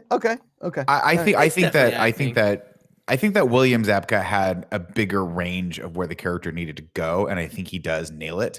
I will say though that one of obviously the delights was seeing Elizabeth Shue rejoin the cast, but the second she did, and this is no disrespect to the rest of the cast, but she is so much better of an actor that it almost feels like she's out of place in this kind of material. Totally. But the fact is, you like deep down you can feel that she was having fun when she was filming it, and so you just go, this is the greatest show ever made. I don't give a shit. Like she's smiling the whole time, and you're like, I don't think this character should be smiling there, but it was just like Elizabeth. She was like, "This is so awesome that we're doing this. That who gives a shit?" It's a high school reunion, man. It is. Here's the thing: it's a high school reunion where these characters are here and they don't fuck. They essentially all admit to each other that they wanted. They want to fuck, and that's all anyone really wants to know is that it could have happened. Yeah, it could have happened. Tim, you nailed it. That's absolutely right. The whole time you like, at least for me, the whole time I'm thinking, please don't go with Allie. Please don't kiss her. I love for sure. that Billy Zabka's Johnny Lawrence's, come to Jesus moment is Allie telling him, like, I hear about this girl. She sounds amazing. He's like, she is amazing. He's like, all our good times, the good times outweigh the bad. It's great to see you guys, yada, yada, yada. And he goes back to see the wife. Like, I didn't want to see him with her. I loved the reunion. I thought it was glorious in every sense of the word. But I'm very, very glad that they didn't take the route of Johnny Lawrence being Johnny Lawrence of 1985. They took the route of Johnny Lawrence finally making the right decision after 3 seasons. I also, I think I'll throw it in here. It might be in season 2. We do get, I think it's Ed Asner. Is that who plays his stepdad? Yeah. Yes. Is just a complete dick. And so there's that moment where I thought was brilliant where they're like, Johnny was a rich kid. Well, guess what? Johnny wasn't a rich kid. Johnny's stepdad was rich, and he was an asshole. And that's what led Johnny originally to Cobra Kai in the first place, because Johnny was being abused at home. And that's the first time we really understand that this show is going to be about bullying, what causes it, the cycle of violence, the cycle of abuse that goes behind that, and how violence only begets violence, which we're going to see a lot in this. Anyway, with their newfound karate powers, Hawk and Aisha and Miguel go to crash a birthday party for the actress. I can't remember her character's name. The whole gang crashes. Moon. No, not Moon. No, and the other blonde girl. Yeah. It's the blonde girl's birthday party. Miguel acts like an abusive asshole and accidentally hits Sam because she's been grounded and hasn't gotten back to her. She shows up with Robby. There's that whole love triangle thing that's happening, and it's very reminiscent of the scene on the beach for the first time, right? He has, and boy, he was not laying off those quarters. Ooh, he liked the hooch. The blonde girl gets a front wedgie, which I thought was just completely ridiculous. And then we're off to the races into the tournament. We'll just skip ahead to the tournament here. The 50th under, because I've never heard of a front wedgie before, but I was like, that was really painful. You grew up in a different time, man. Weird. Dude, the idea of anyone giving anyone a front wedgie is that that's the first time I've ever seen that. I'll be honest with you guys. Equal opportunity, man. The early 2000s and late 90s were a different time. Guess so, man. Guess so. Sorry, hold on a second. Toonsis, get down. Toonsis. They can't even see it. Okay. No, they could. Okay. Just a little bit. The 50th under 18 All Valley Karate Championship starts, and of course it's the Cobra Kais. And that, by the way, you want to talk about a hype moment, Tim? You want to talk? About I do. I really do, Nick. Do it. You fucking understand? You don't even know what hype is. You don't know. He goes, guys, you're not gonna fight in those fucking white gis. You're not gonna fight in the white gis. Oh my god. And Tim, when the fucking thing starts and we hear Cobra Kai Dojo, they come in just like they did before, marching, and they're in the sleeveless black and yellow gis, and it is so cool. It's so fucking cool. Sick. I can't even. Sick. And again, you're not supposed to like it, but you do. Anyway, I do really want to make quick mention though. I got very emotional when Johnny Lawrence gives him his white gi, his old white gi. Oh, the old white gi. Yeah. Once Miguel comes back and they realize like, oh, you won the fight. You kicked all those kids' asses at school. Let's go out to the trunk of my car. This is obviously when Robby sees him hug his dad, sees Miguel hug his dad or whatever. But that moment, like, I got teary eyed. It was such an emotional moment. It was such a beautiful moment between these two, teacher and student that, didn't really see eye to eye, and now they're kind of becoming more connected. I thought it was great. Somewhere in here also, Johnny gets a dope ass charger, which I was like, why would you just? Yeah, he did, dude. Yeah, he did, and then he like kits it out, so it's like the Cobra Kai mobile, which is awesome. So beautiful. We also get introduced to Daniel's whole family. We also get introduced to Daniel's dumbass cousin, who decides for some reason to get some Hell's Angels to go beat Johnny's ass, and then Johnny just schools them all. Anyway, dude, I love that though as a moment, because that I think was the first moment in the show that made me go like, oh no, don't do that. It's good because I didn't expect it, and those characters were so just stupid and like whatever. But I love that they're back now. I know. I love they're so good now. Two very like well-known LA comedians, Brett Ernst and Dan Adute, play cousin Louie and Anoush. Oh, they're great. Two guys I go and see all the time. Yeah. Josh, you could have definitely nailed the Italian who's a little bit like lax with the rules, but you know, my cousin owns the dealership. Well, so cousin Louis. Is cousin Louis the son of the uncle that we Uncle saw? Uncle Louis, yes. Yes, I love it. Oh God, that's a good throwback. I didn't even know. And I like that his mom's really only in like season 1 and part of season 2, really. Oh my God, that's right. But she's when we see her, she's so great. It's so great to see her back. Yeah. Anyway, we go to the competition. Miguel and the Cobra Kais are, of course, cleaning house. Miguel gets to the finals. Robby gets to the finals. Robby injures his shoulder, unfortunately, which Miguel uses to his advantage to win. And I love this because it's not supposed to go down that way. And if you remember, Daniel injured his knee, but pushed through, and Robby just he just couldn't do it, man. And Miguel ends up winning. And it's conflicting, right? Because you've been with Miguel the whole time. You're kind of rooting for both of them, but Miguel has turned to the dark side at this point. You don't want him to win, but he does, and thus solidifies Cobra Kai so much so that the flare has gone up into the sky. And who should see that, Kevin? That's right, John Kreese. He's back. He comes back, and his hair is just the most anime silhouetted look in the doorway. Walking there, smoking the cigar, and you're like, no way are they doing this right now. Everybody, they are. And I love, by the way, in season 3, he gets the cutout back, but it's a new cutout of him, a new standee of him. Hilarious. Season 2 starts, and Johnny has let Kreese back into his life, and after much debate, he allows him to come and be a co-sensei with him. But immediately, it's not long before Kreese starts poisoning the students with his brand of no mercy.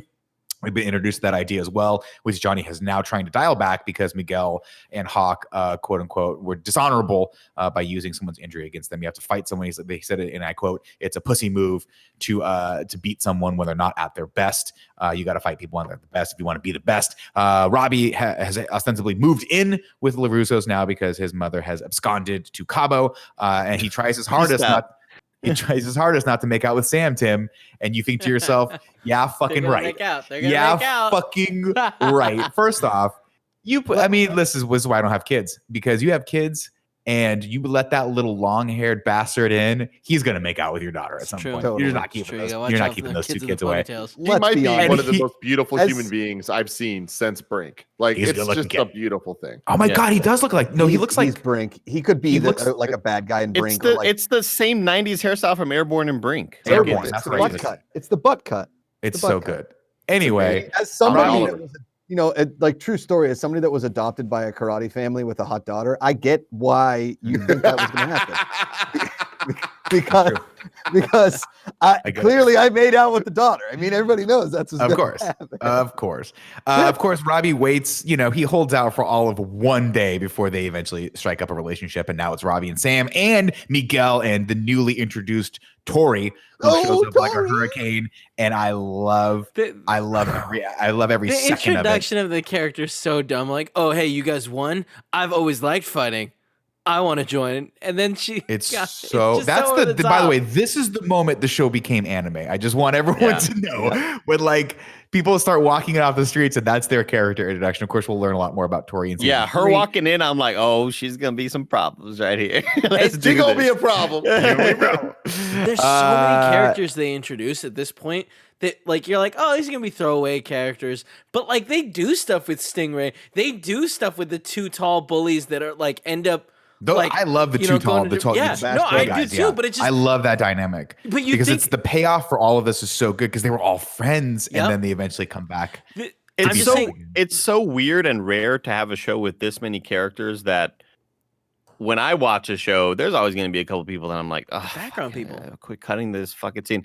But in this movie or in this show, a lot of these characters, again, not great at acting, but I'm never mad whenever they cut to the little storylines. It's always just like, cool, I want to see what's going to happen between all these people. Well, yeah, that's what I was trying to say. It's so cool that like they pan around in the start of season 2 and we see all these new people and you're like, oh, I'm sure we're not going to see them too much. But instead it goes the opposite where so many of them have moments where we're like, oh, I don't know any of their names, but like, I know that kid. I know the little one. He fought the other nerdy kid with the glasses. Fat guy, tall guy, other fat guy, hawk girl, penis breath, angry hawk girl, hawk, Robby. I mean, you've got it all. Hawk is the only one that I feel like they could have done a little bit more with that character because he quickly becomes the one-note socio-psychopath. Then I think it's unfortunate that they did that to that character because I think, well, they eventually do, but in all of season 2, you just fucking hate him. You just he got bullied. He got bullied because of his lip. But also, did any of you guys ever go to a karate party in high school and have to drink while standing on one leg? Because I didn't, and I'm a little bummed about it. Yeah, Josh, if you want, when this whole pandemic is over, we can do just that. We'll do chair or stool drinking, whatever the fuck they did. Anyway, we have that one moment where we have that one moment where I get pony. We have the moment where Hawk is talking to the other nerd. Forget his name. Dimitri. Yeah, Dimitri and Hawk are sitting on the couch, and he's like, "You hear about the new Doctor Who? Is he good? Oh, she's great. Oh, really? No way." And you start to see those little small moments, and you're like, "Oh, this is where the turn might begin," and then the turn doesn't happen there. And every time you think there's going to be a turn, there isn't. But then when we finally get the turn, it doesn't make any fucking sense, and that's what really bummed me out with Hawk. It's unfortunate. Yeah, but also I totally agree with you. Like I said earlier, but I love Hawk just in general. Like him, the lip thing, then becoming Hawk, having the mohawk, changing the color of the mohawk, getting the tattoo, getting the moon tattoo that if you noce in season 3 turns into becomes a Grim Reaper. It's just so fucking great. The dumb little things that they add. Yeah, Nick, I don't know. I haven't seen season 2 for about a month now, but did we skip past the part of learning the balance in the pond of Miyagi-Do? I think I don't have that in my notes, but that's kind of happening as this is all going on. Either way, I fucking love it. This is probably the first scene in the entire franchise so far of Cobra Kai that I'm like, this is pure Karate Kid goodness of they're learning a lesson with all of this, them learning together to balance it all out. I was like, I have chills from head to toe for 5 minutes straight. Yeah. Good. And then it all pays off when they fight in the mall and they're in the food court. And we have the top-down shot of Robby and Samantha fighting, and then it cuts to the top-down shot of them on the pond doing the same thing, and it's the coolest, like, stupid, really gimmicky, cheesy trick. But it works. Dude. It's so fucking good. It is what it is. Sick. More highlights. Eli trashes the Miyagi-Do dojo and steals the Medal of Honor, which of course he shows when they all go out and fight in the park. Hawk rather. No, it's. I like that you use his actual name. It's just one of those moments where I was like, "Who's Eli?" It's Hawk. Yeah. Real quick, to one thing Andy said about Hawk and Dimitri. When we have that moment when they're having that nice conversation they're having, that is a turn for Dimitri where he makes fun of him for being a nerd afterwards, right? At the party.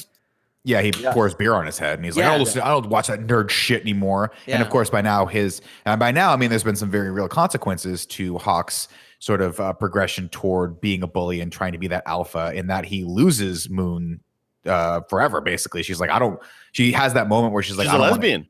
I don't want to date you. I don't want to date a bully is what she says to him and then moves on. And of course moves on to a relationship with someone else. But I think he has that's what's so crazy about watching this is when you watch these characters go through, you just want to pull them aside and have someone fucking talk to them. Dude. And they just, it's just it's so hard to watch. Anyway, I love that moment where Moon kisses the girl that he was going to go try to hit on. Like, yeah, fuck you, Hawk. Go fuck yourself. But to his credit, Dimitri says she looks really happy, and he goes, she does. Like he doesn't have any issue with her sexuality. He's just having a hard time rectifying the fact that he's been the impetus and the cause of their breakup to begin with. He just doesn't want to admit that to himself. I love the secondary hot girls from West Valley High because they look very West Valley High. Like, you know, blonde, kind of bubbly, you know, hot, the cheerleader-ish kind of a thing, but also West Valley. And they bring that really hard in season 3 because those two girls, the one that comes back from France and the other girl, I mean, the casting on those girls is spot on. Comes back from France. The front wedgie girl. Yeah, the front wedgie. So she was like the girl bully. Yeah. And I love, by the way, that she ends up making out with Dimitri. We'll get there. Get there. The dude from Richard Jewell is introduced, and he's hilarious. Johnny falls in love with Miguel's mom, Carmen, and has a little 80s inspired dream about her, which is hilarious as well. Sam and Robby go skating dressed as the characters from Pretty in Pink, and I hate when they do this because they write dialogue for these actors, and I'm like, neither of these kids have seen ever Pretty in seen. Pink. Never. They do not know who James Spader is. They do not know who Molly Ringwald is. They don't get the significance of that god-awful pink dress that she made herself, which you're supposed to think was great, and why I cringe every time she puts it on. But I digress. It's great seeing him dressed as Spader and her dressed as Molly Ringwald. I don't give a shit if these kids don't know what the fuck they're talking about. Anyway, they move on. And then, of course, Sam gets in a skating fight with Tori, which just seems like a fucking ACL tear waiting to happen. Oh, totally. Robby's mom goes to rehab. Johnny kicks Chris out. One more second. I just want to go back to the skating rink. Isn't this the moment where Miguel's like, "Hey, can I borrow this jacket?" And he comes out with a fucking leather bomber, and it just looks so fucking cool. So sick. So dope. Tim, put it back on. What the fuck are you doing? It's way too hot. It's cold. Tim doesn't know how to command. Get another course and put it back on, my friend. We got half a page left of this. Get him a banquet. Get him a banquet. Johnny kicks Kreese out of Cobra Kai in an attempt to salvage the soul of his dojo for not once, not twice, but I guess a third time at this point. Johnny and Daniel double date, and I love this episode so much because it's the first time these characters actually get a chance to talk and talk about their feelings to each other. Sam gets drunk with what Josh was talking about before, which I guess is something that kids do nowadays. Tim, I didn't grow up in the 90s, but is that what kids do? They just want to stand on chairs and drink beer until one of them falls off. It sounds like 90s, I mean, honestly, like 2010. Yeah. I've never seen that. 2018. I've never seen it happen, but I'm not shocked. Have you seen TikTok, Andy? That's no. And then, which of course, Robby being stupid, instead of taking her back home, he takes her to Johnny's instead. And Johnny, instead of being no adult would do this, but Johnny does it anyway. He would, Christ's sake, he's not stupid. He would immediately call Daniel and be like, "Your daughter is here." But that's Johnny Lawrence, man. Johnny Lawrence doesn't play by your rules, Nick. You idiot. He's trying to, to his credit, or not his credit, to his defense, I guess. He's trying to rekindle his relationship with his son and be cool, but he makes the absolute wrong choice here, and we know that because Daniel comes in frazzled the next day, kicks the door down, they get into a fight, and then Sam he pulls Sam out. And then falls down. They break the TV. Yeah. I forgot to mention at the party, Sam kisses Miguel, which Tori sees. Of course, Tori waits till, instead of blowing up at that moment, because the cops come, Tori waits till the next day, where she comes over the loudspeaker and straight calls Sam out. And at this point, I'm like, oh, there's going to be a bitch. I'm like, at this point, Tim, because I'm not a visionary. Okay. I am a very small-minded person. I don't have an imagination. I don't really understand how things work. My phone is magic to me. Okay.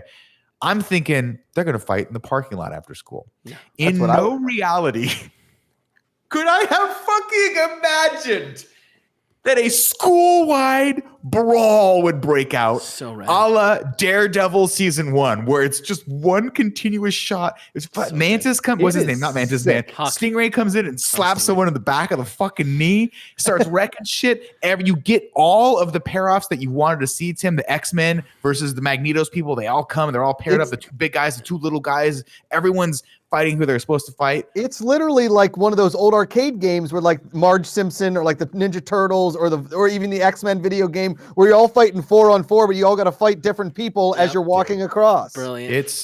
Kevin brought this up earlier, the scene about this book looks like it hits or whatever, and then we get the flashback and Kevin was like, it's because no one would remember that. I remembered it, Kevin. I remembered it because I've watched this scene 15 fucking times. Are you kidding me? Like this I don't think that Cobra Kai or Karate Kid could ever be as good as this 5-minute section. Is it 5 minutes? Is it 10 minutes? I don't know. It's so timeless. 5 minutes. It's timeless. It is the raid. It is again Daredevil. It is. It was so intense, and I'm watching it just cheering in my bed. I laughed so hard when Miguel is just running down the hallway when right after Tori sort of gets on the loudspeaker and he's running. I'm like, bro, damage control dog. You gotta go fucking save this shit. Good luck, bro. The fight breaks out and it's nonstop, one shot, sort of like, dude, how is this existing in a high school? I don't care. It's anime. Well, the teachers come out and like they get their asses beat too, and like they get to the point where teachers come out and they're like, no, we're not. This is not our job. I love it. I love it. Yeah. I love Stingray being there, kind of being like, yeah, sure, fucking whatever, like pretending he's a security guard and still getting in on the fight. It's so great. I expected to hate Stingray. I thought he was going to be the worst character, and I still enjoyed the part that he was in. Oh my god, the like taps on the flag thing when he pops up and he wins. I lost my shit. Like that was amazing. Because I'm with you, Andy. He should have sucked. He did. Totally. He is a 30-year-old man who shows up to a high school party with a date. She's like, I thought we were gonna hang out with your friends. He goes, yeah, these are my friends. Is that not what your jiu-jitsu is like? You know what? You know what scene you skipped over real quick, St. Nicholas? Is that the scenes where Johnny Lawrence goes to hang out with all the old Cobra Kai dudes, and their one buddy dies, and they put him in a legitimate body bag. They put him in a body bag. Yeah. And then the actor died weeks later. Body bag. Yeah, that's the same guy. So the actor, was he actually sick, or was he died of some? Oh, really? Wow. He actually died. Yeah. Because I'll tell you what, during those whole sequences, I was like, this guy actually looks sick. But there was another really good guy makeup. That was, like, I wasn't bald, sure. That also kind of looked like him, and I was like, "Is this?" Oh no, he was the priest. No, yeah, but I was like, "Is the priest doing it?" Not a He's a priest. pastor. Oh, you're right. Pastor, was the pastor doing it in solidarity? I kind of had the feelings that was going on, dude. But I actually really liked that episode.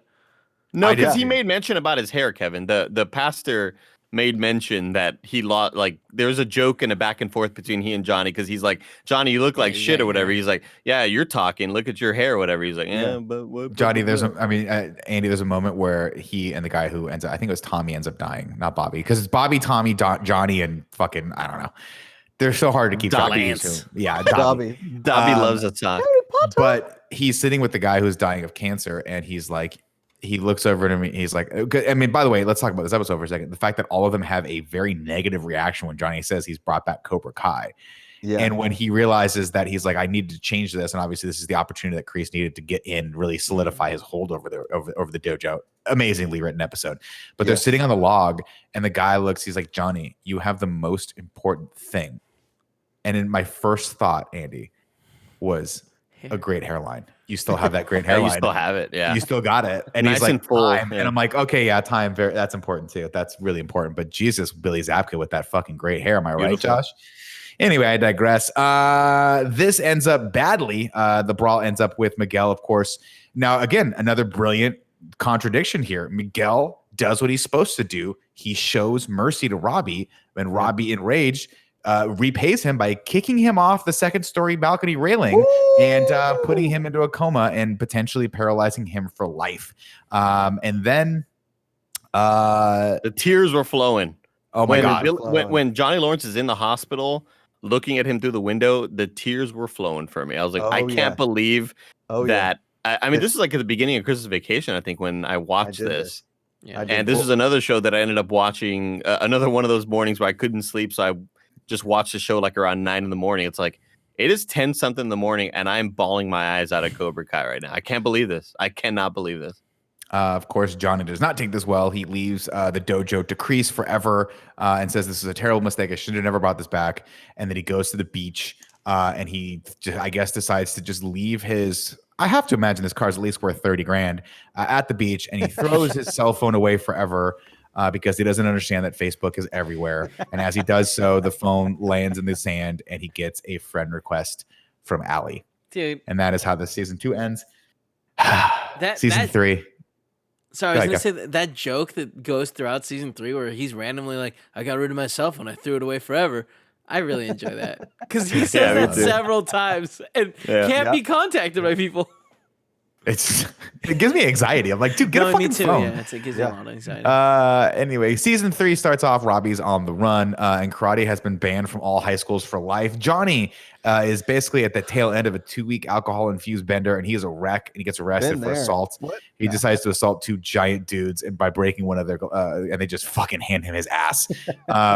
Interesting they had him break the windshield. He had that moment where he breaks through the windshield, and he looks at his fist, and it's a little bloody. Just a weird. I didn't pick up on that. That was a good call. It's a good homage. Daniel and Johnny end up teaming up to go look for Robby, which results in them committing more assault against a random group of unsuspecting chop workers. They're bad guys. Yeah, they're definitely bad. No, they were. They were like, you're going to leave and call the cops. What we're doing here is clearly illegal. I mean, but again, 2 wrongs don't make a right. If you're just, Kevin, I'm just making my living, stealing Porsches and chopping them up in my garage. And then these 2 asshole 56-year-olds come in and beat my ass, dude. I'm not having a good day. We get the completely ridiculously over-the-top backstory for John Kreese, which involves a snake pit in Vietnam. That whole thing plays out, and we already talked about that's his first encounter with really understanding that no mercy, showing mercy has consequences. So he decides the rest of his life, I'm never showing mercy again. And also, this dude hopefully is a good investment because instead of saving Ponytail's life, I saved this guy's life. Thank God he goes on to be a nuclear arms dealer. No, he like had nuclear arms waste a nuclear waste disposal guy. Yeah, that's what he used to do illegally. Anyway, I can't wait. Daniel goes. I know, dude. They're gonna get it. He probably still looks great too. Nuclear arms dealer Terry Silver. No, Nick. I said no future spoilers. Don't talk about season 7 of Cobra Kai. I apologize. Daniel decides having now feuding with everyone now in his business in peril because of all this karate talk. He's now the bad guy and his dealerships are going under and Cooper tries to buy it and Cooper's a lovable asshole that you love to hate who has also stolen a noosh from him. Daniel, in a last-ditch effort to save his business, goes back to Japan to rally for to salvage his contract with Toyota. Yeah, Toyota. I was like, "Why?" Guys, come on! Did you not scream when he got to Japan? I was so flipping excited. out, and I was just waiting for Kumiko to show. Oh my Kumiko! Oh my God! Come on! This show he goes is back so to good. Japan. He goes back to Japan, Yes. and it culminates like the way it culminates. And I'll let you get there, Nick. But when it says that, I'm just like, what? I love this show. First of all, he goes back to Okinawa, and of course, who should he run to? Well, by the way, I love the meta commentary on the fact of globalization, where he walks in, and there's like a fucking Applebee's in Okinawa now, like everything's like an Old Navy and shit. Baby. And of course, who should he find still dancing after an illustrious career as a dancer? She has come back to teach, after all these years. And help her community. Kumiko is there, played by Tamlin Tanaka, I think is her name, right? Can someone look up the actress's name?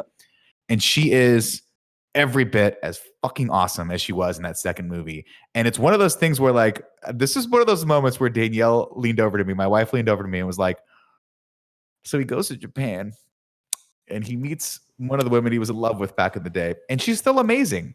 She's like, if you ever fucking do it's just like, if you ever do this, I swear to God. I was like, no. That was a risky moment. That was a risky moment. I don't like it. They have a great scene together, and obviously the chemistry is still there, which is why these two actors were so great in Karate Kid Part 2. And then, of course, she realizes the peril and how much of a toll it can take on you for holding these grudges. So who does she call? Dude, I'll be honest with you.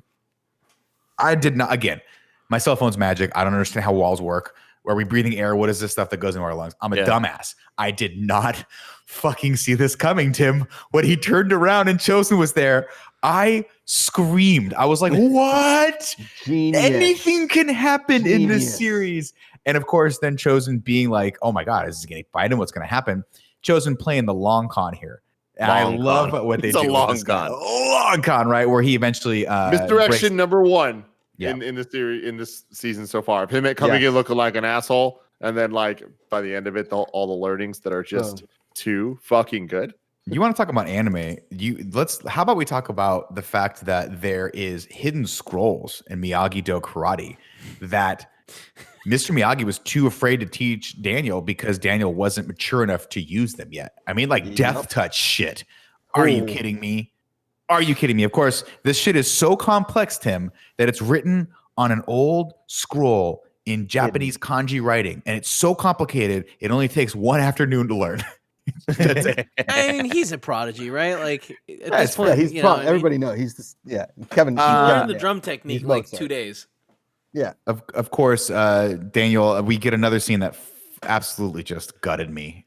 The fucking scene where they sit down, and he's like, "I really wish I could talk to Mr. Miyagi right now." And she goes, "You can," and she brings out the letters. So good. And what the part that got me, the part that actually legitimately made me cry to the point where I had to turn away because I was like, "Don't look at my shame." Was when she reads him the letter and she goes, Daniel's son's daughter, Samantha, calls me, and I forget the word he uses, but it's the Japanese word for grandfather. That got me. I was like, God damn it. That's good. Anyway, Daniel, of course, is like his business still in peril, meets another character who he gets introduced. And that's why go ahead. I swear to God, I did not see this coming either, Tim. I'm dumb as rocks. I see this woman. I was like, oh, Kumiko's got a friend that she brought in. And Daniel goes, oh my God. And then they do the flashback. And it's the girl it's the woman that he saved when she was a little girl in the tsunami. In the tsunami. Now, Nick, look, I'm different than a couple of you here because I watched the trailers where they revealed that we're going to Japan. They revealed that Chosen was there. They revealed that Kumiko would be there. And I was a little bit let down. The Game Awards, we had Chosen there. Like some things were spoiled. I lost my shit when the fucking tsunami girl showed up. It was the best. What a good resolution. Of course, she just happens to be the senior vice president for sales for Doyona, and she hooks standing back up with that contract. Earlier I said that, like, I forgot what it was, but it was the first moment that I was like, oh, when cousin what's the cousin's name? Louis. Cousin Louis. When cousin Louis freaking had the biker gang thing happen, it was the first moment I was like, oh no, don't do this. Like, I'm stressed for these characters and like I'm so invested. This is hurting me. This was one of those moments where when she was like, I'm the vice president, I'm like, we're saved. We figured it out. Yeah. Going to Japan was worth it. Yeah. This is amazing. And meanwhile, Amanda's back at home is like, LaRusso's been gone for 3 months. Where is he? Do you think that when here's my question for you guys. Do you think when he got back, she was like, how'd Japan go? Oh, went great. How was the meeting? Perfect. I nailed it. Perfect. Nailed it. Did you see any old friends? Did not. Nope. I did not see any old friends. I did not see any old lovers. Next question. He called her every night or day. I don't know how the time difference works there, and told her exactly what happened every. And he's like, and I bumped into Kimiko, and she still does the dance stuff. Oh. And tomorrow I'm gonna meet this person. He was very excited. I'm just happy we got to see Chosen come in on a zipline again. Yep. Yeah. Oh God bless. By the way, the actor's name is Tamlin Tomita. I got it wrong. Tamlin Tomita. Yeah. Anyway, moving on. He gets back. Everything's good. Kreese, of course, has full control over Cobra Kai, and he has pushed them beyond their limits, making them takeover, man. Quit. Eli and the gang now we're just having gang fights all the time. Someone's trying to steal a Cobra. Eli ends up breaking Dimitri's arm, which is like a bridge too far for him. Oh my God. Sam, of course, now is suffering from post-traumatic stress disorder because of that fight in the school, and now has a Wolverine scar. Johnny. Sam right there was basically Oppum. She was Oppum in Saving Private Ryan. Dude, that was a powerful scene. Right? Just sitting there like, you could have helped Sam. You could have done something, but you're sitting there and you're watching your friend get stabbed slowly in the chest by a Nazi. Miguel, of course, has at this point wakes up after Johnny comes back into his life and tells him to fight. And together they both literally and metaphorically help each other get back on their feet. Let's see. Johnny starts a new dojo with Miguel as his first student again. And he reveals the name to a group of his other students, and it is Eagle Fang Karate. And at first I was like, that is not a good name, but I'll be honest with you, Tim, by the end of season 3, I'm like, I can fucking do it. I'm right there with you, man. I'm right there with you. Like this, they had a joke earlier, maybe like 2 episodes before this, where they were like trying to figure out what the name could be. And I was like, oh man, they're making reference to how ridiculous this is about to be. Like, this better be fucking good. And I knew I was going to be let down no matter what it was. And I was let down when I heard Eagle Fang. But then they kept joking about it, and then it kept going. And then, by the end, I was like, I fucking love Eagle Fang. I want an Eagle Fang shirt. I'm in. They added the levity to it when they said, Sensei, eagles don't have fangs. He's like, shut nerd. So like, good. So good. I want to do a small shout out to Nick on something that he brought up the other day that I was like, oh my God, that's brilliant. When they do the trailer in the first season, this is a while, or maybe it was the second season, when they talk about doing the trailer, what is it that Lauren says? He's like, hey, make sure that at the end, go ahead. Hash browns. He says, put one of those hash browns. Oh, he's like, yeah, I want, make this, send it to the internet. And before you do that, make sure it ends with the Cobra Kai logo. And I want it to be chrome, and I want there to be fire under it. And that's how every episode of the show ends. And then he says, put one of those hashtag hash browns on it or whatever the fuck it is. Damn, I want to be Billy Zabka's friend. So I want to be able to refer to him as Billy Zabka like Josh does right now, which just means they're friends in real life.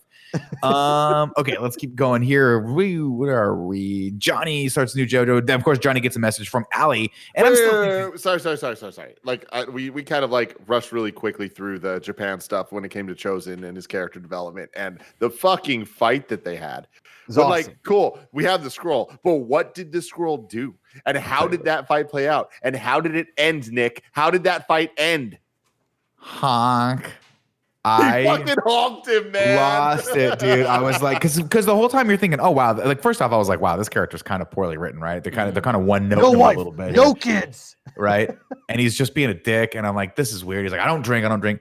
When he does the honk and then starts laughing, I'm like, they committed to the long con. Such a long con, and it dude. just turns out that Chosen is like, oh yeah, by the way, like I felt sober. I was so defeated after that. I was just a huge, like I was low as possible. And my uncle came back. Yeah, it's awesome. His uncle took him back, and he didn't go to prison. He did go to prison, but it's awesome that his uncle came back and said, "Hey, I'll help you," because that's what you wanted, right? You just wanted his uncle to be like, "Hey, stop doing this. Like, don't be an asshole. Like, correct. Let me help you with that." Of course, his redemption arc has been a long time coming, and he's now a teacher, which I assume I didn't catch if he was a teacher of karate or a teacher of other things, but he has students. He has to go to class, do all that stuff. I think it was karate. Was it karate? The karate schools that his uncle had, right? I would imagine. Yeah, that's where he was like chopping the log. Fucking so cool. Anyway, yeah, the honk Tim. Oh my god, he was like, I've waited a long time to do that. I was like, that's awesome. But guys, that fighting technique of like, oh, it just stops your limbs from working. Yeah. It's so cool. Take his weapons away when he wants to kill you. Take his weapons. I'm gonna start practicing that. Please Pretty do. Sure I can do it. Johnny gets a message from Allie, and I'm thinking there's still no way. And then we cut over, and it's like the mom comes home. I don't think it's the same actress as it was in the first movie, but they recast her mom. She comes home and she's like, "I'm so glad you're here, babe. It's great to have you here for this." And I'm like, she's really just kind of out there chewing up scenery. And then and the camera pans over, and who do we see on the couch? Elizabeth Shue. And she's like, yeah. And she kind of has a look on her face, like she's smiling, where like she's looking through the camera at me going, yeah, Nick, this is fucking happening. Or the line is like, don't worry about me. I got stuff to do. And it's like, what? I got stuff to do. It's one of like a million moments in this show that you know is going to happen. Yeah. Yet when it happens, you still go, oh my God, no way. Like it's so great, dude. It's so goddamn good. I mean, the entire country club scene is like that whole thing. There's beautiful. Almost a spaghetti scene. It's so well shot. It's just a gorgeous piece of TV cinema. We can skip ahead to that. Of course, Johnny goes out with Allie, and he tries to put up a front first, and that soon is dropped, though, as they both order cheeseburgers and start really kind of getting down. He kind of confesses to her that life has been shit, and he's held this grudge, and his life since high school has just been nothing, and he's failed everyone in his life, but he's trying to make it better. Then she invites him to a Christmas party, and I'm thinking, what kind of Christmas? This one took me off. I was like, I didn't see this coming at all. Of course, when they show up at the same, what is it? Encino Oaks. Encino Oaks. I was like, oh my God, these guys are just fucking great. I mean, it's like, Andy, we're talking Chicago Bulls height of their powers at this point. Yes. They're just beating everyone in this world to me. I'm like, they're knocking this thing out of the fucking park. I'm using a lot of bad sports analogies right now. Let's get back to the actual campaign. John, we have that great scene. Of course, in the background, of course, the All Valley tournament is off, and then Miguel comes forward and gets it back on again. Dimitri makes out with the front wedgie girl, which I did not see coming, and that was fantastic. Johnny has a great moment where they all sit down and they finally, they have that great moment at the holiday party, and then we get a wonderful scene with Johnny and Allie where they almost kissed earlier. They went to golf and stuff. Apparently, that's still a place. And then they realize you can't live in the past. They hug. And he says, I needed this. And she says, I did too. I love this. Very cathartic. It's perfect. It's an amazing scene. Well, but before this scene happens, we have him hooking up with Miguel's mom. So like the juxtaposition of like, oh shit, he's now going to go on a date. And it's like, yeah, I was terrified. I was like, I don't want him to fuck this up. I want him to be with Miguel's mom. Yeah, because you see the writers planting those seeds. Yeah, what a relief. Yeah, and I'm just like, I am so worried for Miguel's mom. I don't want this to be a conflict. Heartbreak. Not because I think it'll be a bad conflict, because I don't want to experience it. I don't want her to be hurt by this shit. Mm-hmm. And then when we finally have that final conversation at the dinner where they say their goodbyes, and oh, okay, this is the end of Elizabeth Shue being in the show. This is perfect. Like this is her role to just sort of kind of be Johnny's kind of like open your eyes moment. It's just so good, man. It's so goddamn good. Of course, that came hot on the heels of Daniel and Johnny finally having the conversation where they both admit they were wrong. They both admit that they acted poorly and were idiots back in high school. And, you know, Johnny at this point has already apologized to Allie for, you know, being an asshole to her and breaking her stereo. One thing that's of note, by the way, when I watched the interview with them was she was like, I really liked this scene because I didn't actually have that many scenes with Johnny in the first Karate Kid. No. And she said, in fact, the only time we really have a scene together is that beach scene. And the rest of the time she spends with Daniel. So she's like, this is really cool for me to get a scene with both you guys, which I thought But was also really cool. She kind of gets that moment, which is like, I think a nod at, you know, John Peters and like the first crew that kind of wrote her out of the Karate Kid without her ever being asked. Right. And she gets her like moment at the end there where she says, you know, all the bad moments the good moments way outweigh the bad, because she was kind of hearkening back to, she had a great time on the first Karate Kid. And then she was just like basically not asked to come back for no reason. And thank God, though, because she went on to do Adventures in Babysitting, which is just knocked it out of the park. Get that. We get another great moment. I put this in the script because I thought it was hilarious when she's like, what are you driving these days? And he says an 83 Dodge Caravan. And she's like, she laughs. And then when it pulls up, she goes, she has, I don't know if you guys will appreciate this, but she does the Elizabeth Shue laugh, where it's just such a real, like, laugh out loud, almost break with character moment. And it just reminded me of everything good in my youth. We'll move on. I love that Makuga and Nick are here talking about Elizabeth Shue the way we would talk about Topanga. You know what I mean? That's very accurate. I love Topanga. I love me some Topanga. You guys, Elizabeth Shue. Have you ever seen Adventures of Babysitting? Can I go off on a tirade for a second? Adventures of Babysitting. She plays the college kid who the high school kid is in love with. And I had such a big crush on her because of that. I was like, this gives me hope. And of course, he doesn't wind up with her because it's totally weird and wouldn't work in the storyline. But she was just always the mature, too old for me crush that I had back in the day. And I'll never forget. To this day, my wife and I watch Adventures of Babysitting at least once a year because we love that freaking movie. Also, shout out to Vincent D'Onofrio, who everyone thought apparently was jacked and hot and could play Thor in that movie. I digress. Yes, the enemy of the enemy is my friend. Of course, while Johnny and Daniel are repairing their relationship, there's another reparation that's happening over at the LaRusso house. The Miyagi-Do students and the Eagle Fame students are creating a truce. They've come to the table and they're now negotiating, bringing their two dojos together, which we all knew needed to happen from the get-go. And of course, the big sticking point that they have to figure out later is how they get the two senseis to cooperate, because that's going to be the hardest part of this whole thing, because now they are all friends. And of course, Sam and Miguel have helped broker this peace. But it doesn't last very long because that little blonde kid gets thrown through a fucking window and the brawl. Insane. Guys, they pull into that house. Like, listen, I've showed up to a couple high school parties with like 3 cases of beer and like kicked a door down and been like, let's get fucked up, right? But I've never walked into a high school party and been like, I'm gonna kill somebody. Like, it is insane. It's awesome. I love it. Of course, the brawl breaks out, and at first Hawk is kicking everyone's ass, but for some reason, when he sees Dimitri getting the same armbar that he had, the position he had before, he turns tail and says, all this is too much. And he's learned, at this point, he's had his back and forth with Kreese and he's like said, hey, I think you're pushing these kids too hard. Hey, you shouldn't be kicking people out. Hey, we don't need these other people. And finally he realizes that if he doesn't turn back to good, that will eventually happen to him. Andy from Kind of Funny. The only reason why I've already mentioned this turn doesn't work for me. But the reason why it doesn't work for me is I wish leading up to it, there was a bit of hesitation written into Hawk. They needed to, yeah. And I'm with you, Andy. But there was in the sense of bringing back Kyler and the bullies, like them coming back season 3 and then joining Cobra Kai. The hesitance that we have Hawk go through this season, that was the turning point. I agree with you; it wasn't well done. But I saw that. I saw Kyler and them joining Cobra Kai. I didn't see that. I saw that more as like Hawk thinking like, I'm not the star student anymore. Fuck these new guys. He was fuck them. Enjoying karate to fight them.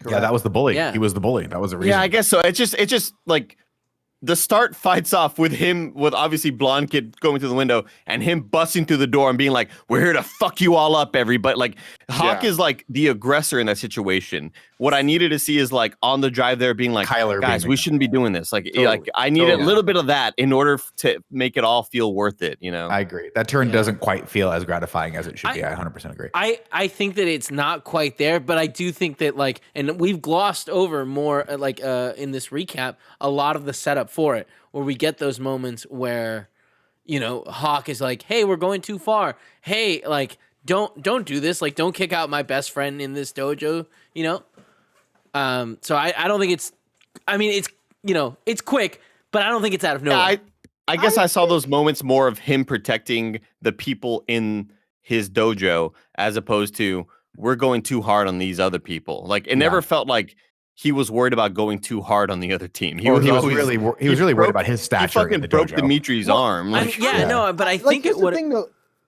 I was just saying the turn was he was seeing the bullies that had fucked with him now, like having fun beating the shit out of the people that were his friends. Not even that long ago, because there was like the last guy that got kicked out when they had that like fucking death match of like if you lose, you're out of the Cobra Kai, which was really cool and ended with Dimitri beating the shit out of that one kid like to a bloody pulp. So I just think that it was escalated. Maybe the acting wasn't there to back it up, and like there should have been more glances and one shot before they kick the door in, where the girl bully is telling Hawk to like, "Hey, let's fucking do this," and Hawk's like, "I don't know," would have been helpful, but I don't know. I see it. I also saw the scene where they where they break into the zoo, they steal the snake. Yeah, and I saw that more of this fucking Robby kid, fuck this guy, kind of taking my role here. Cause like Robby gets all the, everybody like loves Robby for stealing the snake and they're all like, hell yeah, Robby, this guy fucking rules. And the anger that I saw from Hawk there was more of, what's the word I'm looking for? Like his security, he feels insecure now that Robby's kind of getting praise. Yeah. And so, I don't know. I've already explained this to death. Anyway, keep going. Fair point. Either way, I do think it, despite being maybe under-supported, maybe supported, I don't know. But when he goes to kick Dimitri and you're like, is he going to panda roll over Dimitri's back and kick the guy in the chest? And he does. You go, anything can happen in this world. Anything can happen. And then, will happen. They will happen. Back to back. And they all beat each other. And what I like, and then we cut over to Tori and Sam. And Sam, of course, is having a trouble because she's still still suffering from PTSD. And she doesn't know. And Tori is just using this completely to her advantage to just beat the shit out of Sam. And then I've said this before. I don't know if this is where we get the flashback or not, but I'm just going to say that it happens here because I want to see that flashback again. This is again the moment where Daniel was like, I had to deal with fear also. We get that shot where Mr. Miyagi, face to face with him on the mat, just screams in his face and says, focus. And that is exactly what Sam does. And of course, with the aid of a bow staff, she takes on Tori, who has nunchucks, and they fight. Don't break the picture of Mr. Miyagi. Don't you dare. That was the impetus. Thank you. She broke the picture. Listen, like, you can do certain things, but if you break a picture of Mr. Miyagi, that's her grandfather. That's the grandfather of everything. Yeah, that was it. That's what caused it. Sorry, we got 3 out of 4 of the Ninja Turtle weapons in this show. Just want to say. We sure did. We did get a sai. We got the sai earlier. We just need a fucking sword. We're almost there. The katana. Wait, real quick, Nick.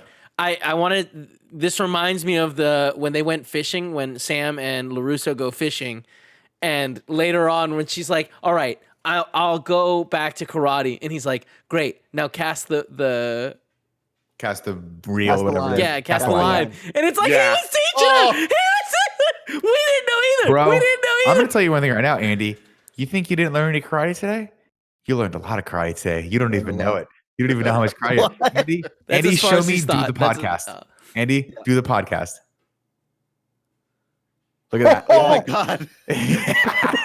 That's how you crazy. You block that one. Block point. I got you.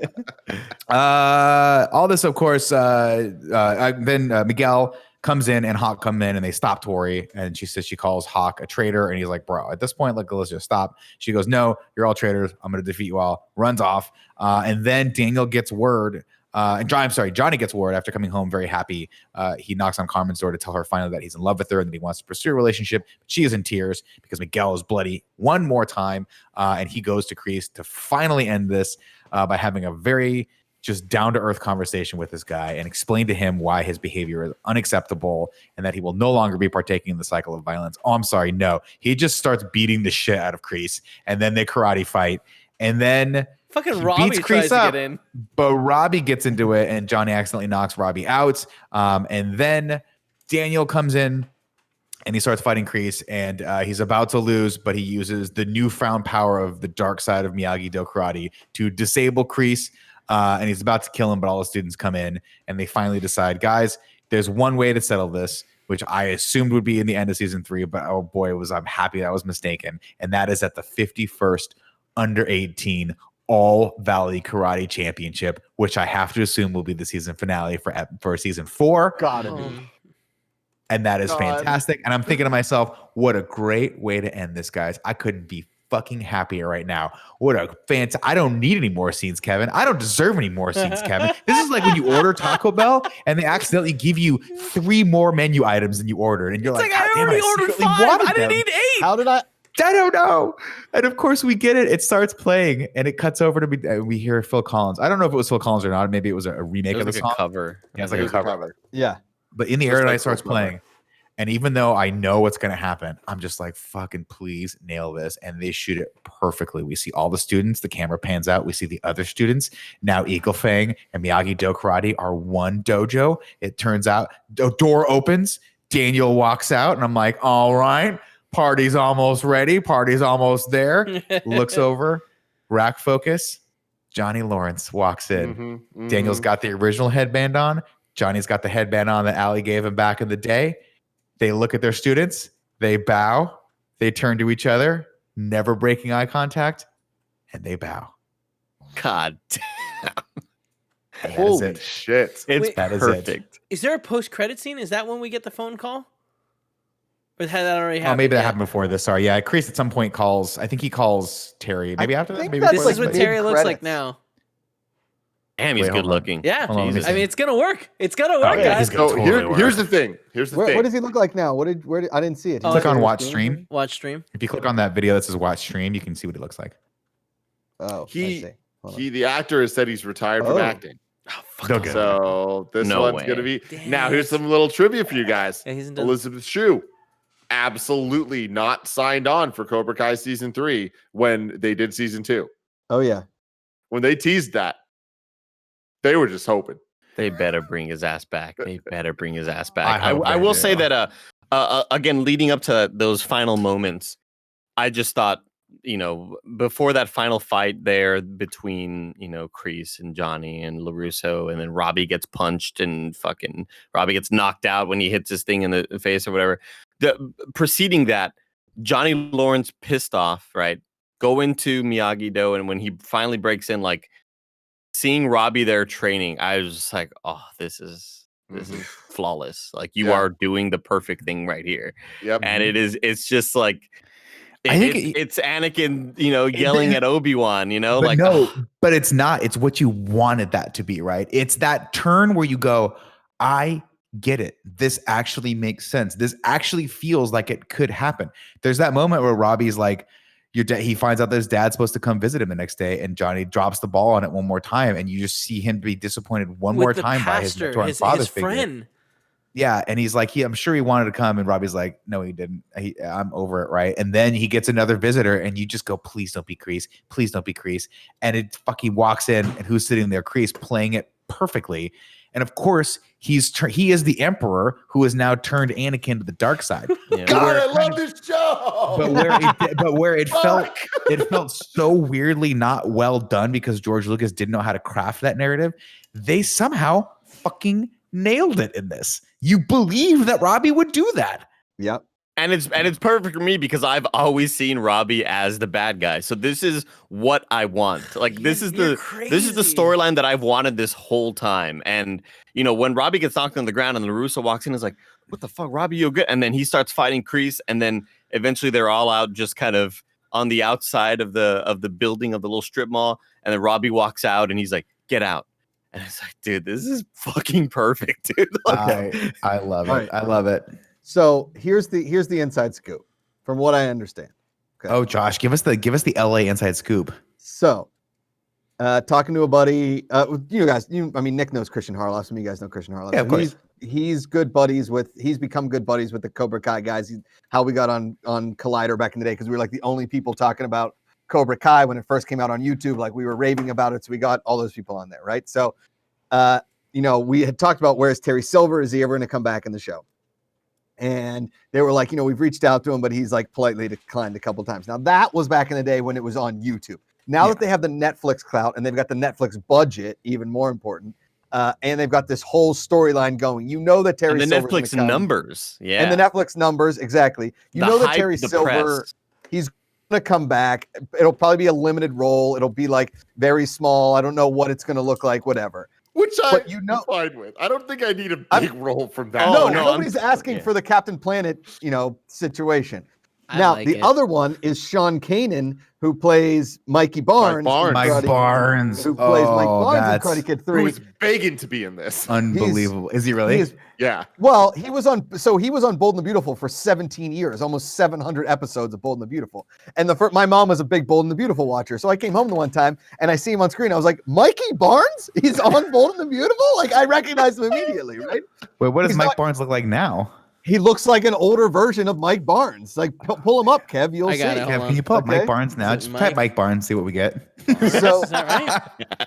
So that's not the actors. Oh, now he's in some small stuff, but oh my God, Kevin, it worked. When we brought up the name Bad Boy Mikey Barnes, they were like, the plan is always to get Mikey Barnes back in this show. Now, I don't know if that'll be season 4 or when they definitely greenlight a season 5 and Mikey Barnes comes in with like a new dojo or some like international dojo and we turn it into Mighty Ducks 2. I don't know, but Mikey Barnes might be in 4, will definitely be in 5. This image right here looks so good. I didn't want to say leading up again. I was so relieved by the moment that we see Robby there in the dojo with Kreese, and you're like, oh my God, this is beautiful. This is exactly what I wanted. But another moment that I was really excited about, and it's that moment you get when you're watching the newest episode of Breaking Bad, or in my case right now, I'm really excited for Better Call Saul to come back, right? And you happen to pause the video and you see how much time is left in the episode. And that's either a good thing or a bad thing, right? And I was so relieved when we were in episode 9 of season 3 and we're like, the All Valley tournament has not happened yet. This shit is not going to happen this season. They're going to save this for season 4. I was so relieved, but like leading up to that, knowing, this like some shit's going to happen before we even get there. And I'm so excited for it. Yeah, totally. Yeah. Because we need Miguel totally back in perfect health. Yes. Totally. Yeah. I don't want a half Miguel. I want 110% Miguel. I will say my biggest disappointment with season 3 is that I am not on the press side officially for all this, because the press got sent a Netflix care package that included a bomber jacket. Andy, this bomber jacket is reversible. Tim, where one side is Cobra Kai and the other side is Miyagi-Do. Oh my God. Oh God, that's cool. This is the stuff we would have got at Collider every fucking day for this shit. This is the stuff we would have got at Collider back in the day for sure. And it's a bummer that was run into the ground by a bunch of morons. But that does sound effing incredible. And I know that they would have sent one care package to Collider and I would have got none of that. I'm shocked that you guys aren't getting a Cobra Kai care package. We're just not on that. We're not on the entertainment side of things, man. If anyone has access to this bomber jacket, please hook me up. I can't even find a picture of it now. That sounds my thing is, I don't know about you guys, but I just want to be William Zabka's friend because he's like, he's the only one that never came in. He does not like press. He's very shy. That he doesn't like stardom. So I think that's changing. I think with all this, it's changing because like a very good friend of the show, Cameron Cuff, got to be on a panel with him fairly recently. Okay. And he was saying that William Zabka is the absolute best human being he's ever met. And that he's awesome. Wait, and how do I know Cameron Cuff? He came into Collider, he was on Krypton. Right? Yeah, he came in. Yeah, he probably had him on he was on Krypton for a while. He was the star of that Krypton. He came in and show. he recognized me before I recognized him. He was like, "Oh, Josh, kind of funny." I was like, "Oh yeah, what's up?" Fuck. Cam's awesome. Sweet dude. Awesome. Can we take a second and just talk about the moment where he's like, "Do you have any pictures of yourself?" And he's like, "Yeah, I got a lot of pictures of myself." And it's all the glam shots of William Zabka just jacked out with baby oil all over. His response, the mullet is unbelievable. Unreal. The baby oil line was so good. So this gets everywhere. It's true. It does. One of my best friends in the world, James Burke, me and my friend group have this relationship with him, that everyone that's ever met him has the same relationship where you love him, but God, you hate him and his decisions, and he's such a fucking doofus.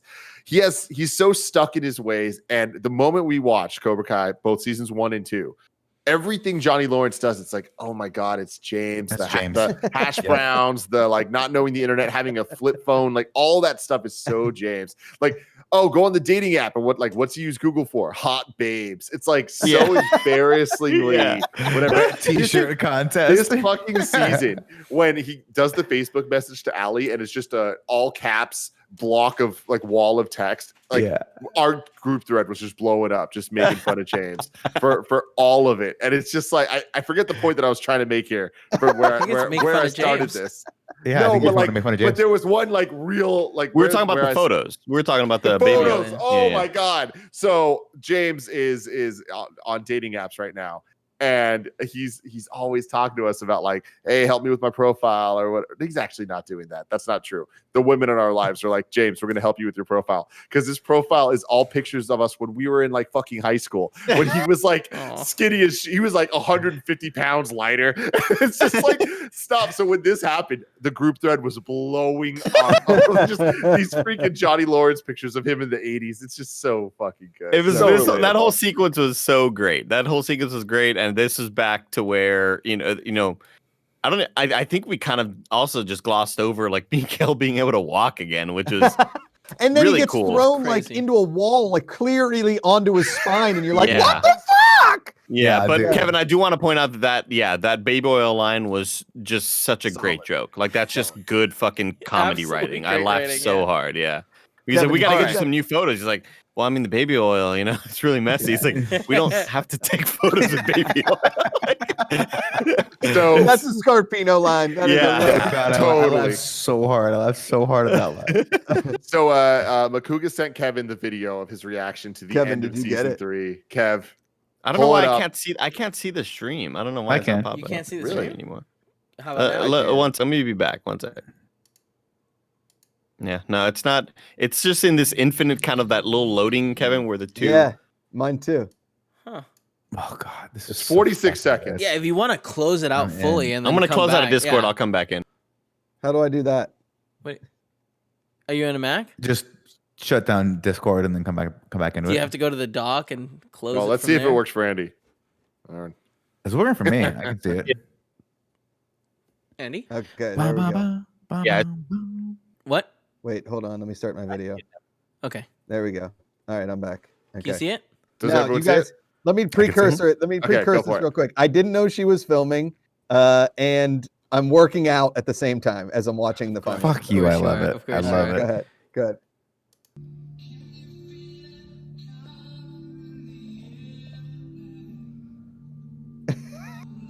You wear the headband, buddy? Oh, yeah. Always. Keeps the sweat out. This is so good. Oh my God, that's a good moment too. The 2 nerdy kids are funny. Oh, damn it.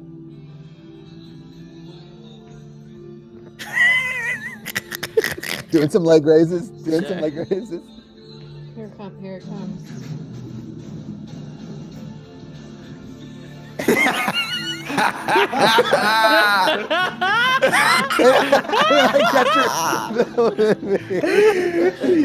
You knew you got caught, my friend. I got caught. You got caught feeling it. Like, wait, that was so much better than I thought it was going to be. Here it comes. That's great. Ah!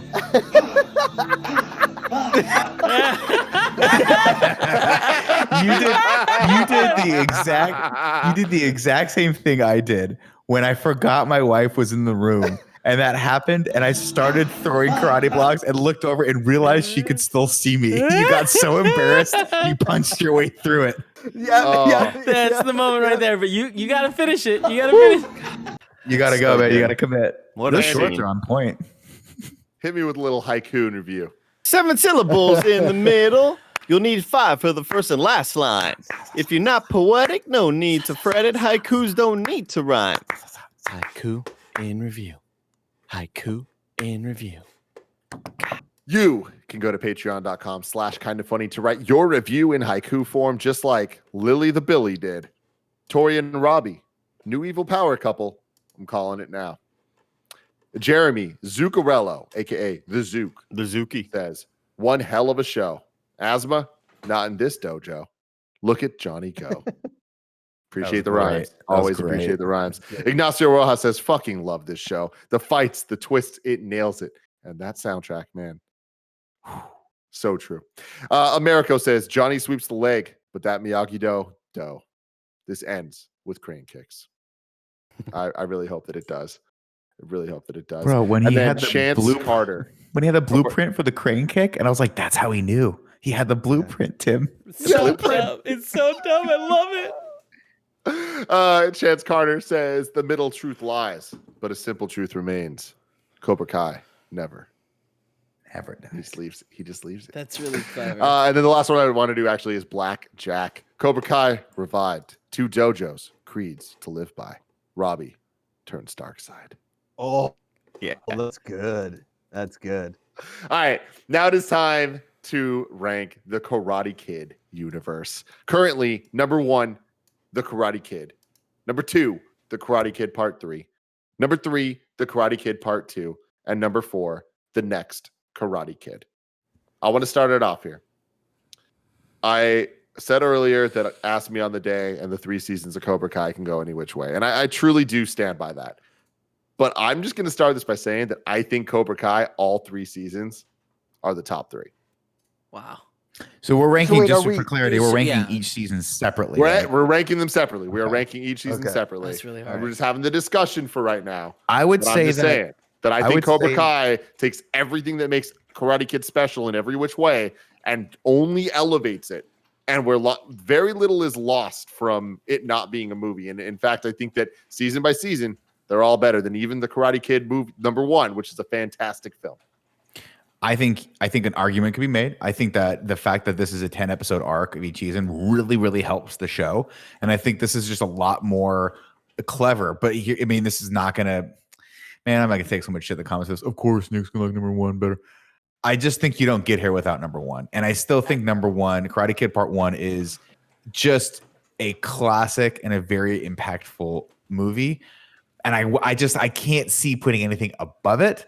But for sure, all 3 seasons are better than the rest of the movies. Well, here's in my opinion. Real quick, Nick, like I think you're making the wrong argument. I agree that number 1, I think it should still be on top. But I think what it does is everything the show does, but it does it in the compact form where it's like it hits you with the feels. It hits you with the like crazy fight scenes that you're like, yes, this is awesome. Yeah, the hype moments. So I don't know. I think that should when definitely be number 1. When Mr. Miyagi comes up and says, show me sand the floor. And then it culminates with hide. And he's just blocking like a motherfucker. He's like, I didn't even know I had that in me. That was amazing. That was amazing. Okay, let me say this. Okay. It's sort of like, my favorite so-and-so is this because it gave us Cobra Kai, right? Which I understand, Nick. It's the best football game was from like 1951 because it was the first overtime game. They ran the ball like 600 times. That's not the football that we know, right? Karate Kid set the foundation. Yes, amazing movie. Yes, awesome. All of it said it. But I personally think Cobra Kai's 1, 2, and 3 are better than Karate Kid 1. I'm kind of with Tim on this one. If I was going to do anything, I would say that Cobra Kai Season 1, Cobra Kai Season 3, Karate Kid Part 1, Cobra Kai Season 2. Oh, this is going to get really complicated. Let's put it this way. If I get outvoted on this, I won't be disappointed. I won't be like... Well, so Nick, like to go back to it, Eddie, I want to get to you in just one sec. But with what you're saying, and I know you like the original thing, and I do think it's different here because Karate Kid 1 is actually phenomenal. I think it's really good, yeah. So go ahead. Just real quick, like to put this into Fast and Furious language, I know that a lot of people like talk shit about me always relating things to Fast and Furious, but certain things need to be, and Karate Kid and Cobra Kai are something that definitely does. Cobra Kai seasons 1, 2, and 3 are Fast 5, 6, 7.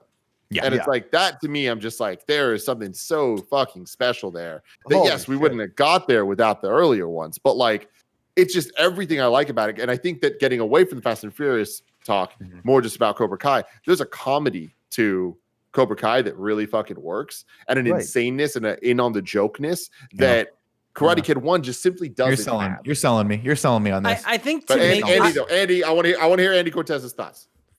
I would disagree there because I do think that Miyagi, while being this incredible sort of role model to look up after and to learn from, there are still lots of moments of levity between he and Daniel while they're starting to get to know each other.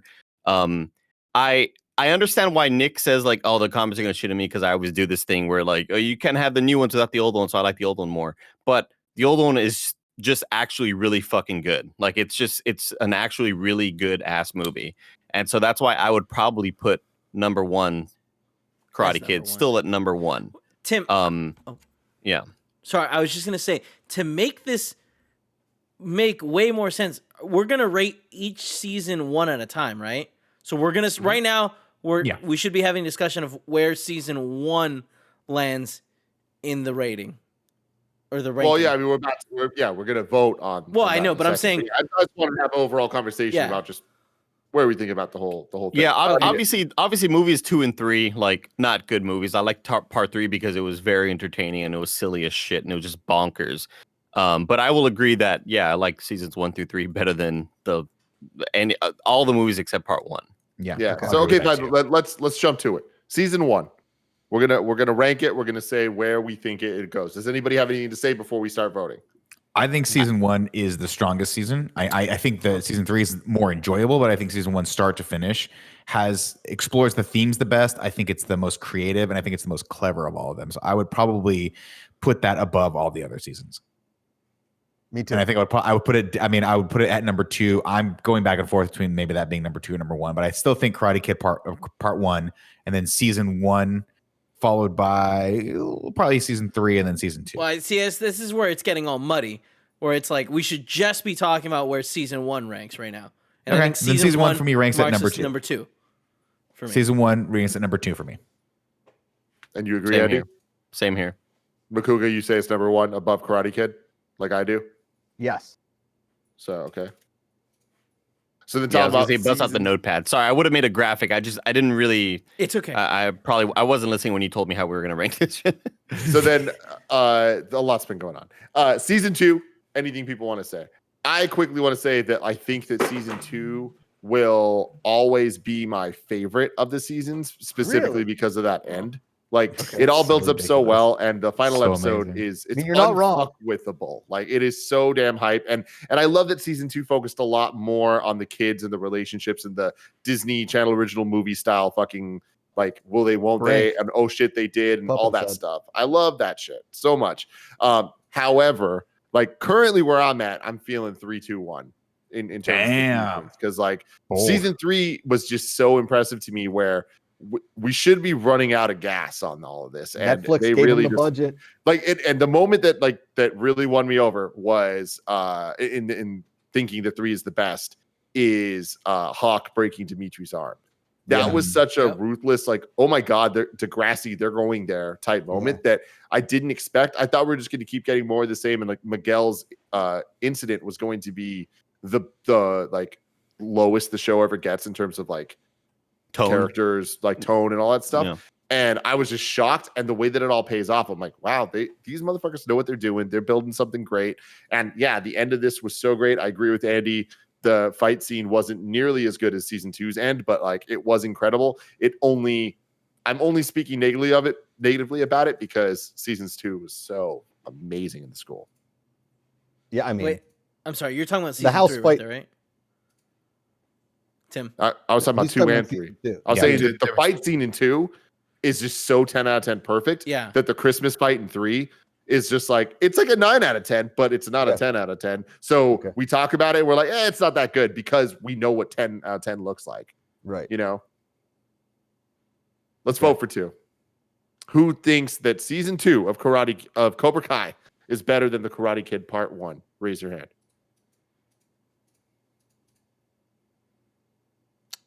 You start at the bottom usually. Well, I mean, you started at the top there, Big Cat. Because right now the rankings we all already said it's above the other ones. Okay. No, we said that right now the standing is Karate Kid Part 1, and then Season 1 is number 2. So we need to know if Season 2 is better than Season 1. You're gotcha. Sorry. Is it better than Season 1? Raise your hand. I'm the only one. So that means it is number 3. Now let's rank. Yeah, I hear what you're saying, Greg.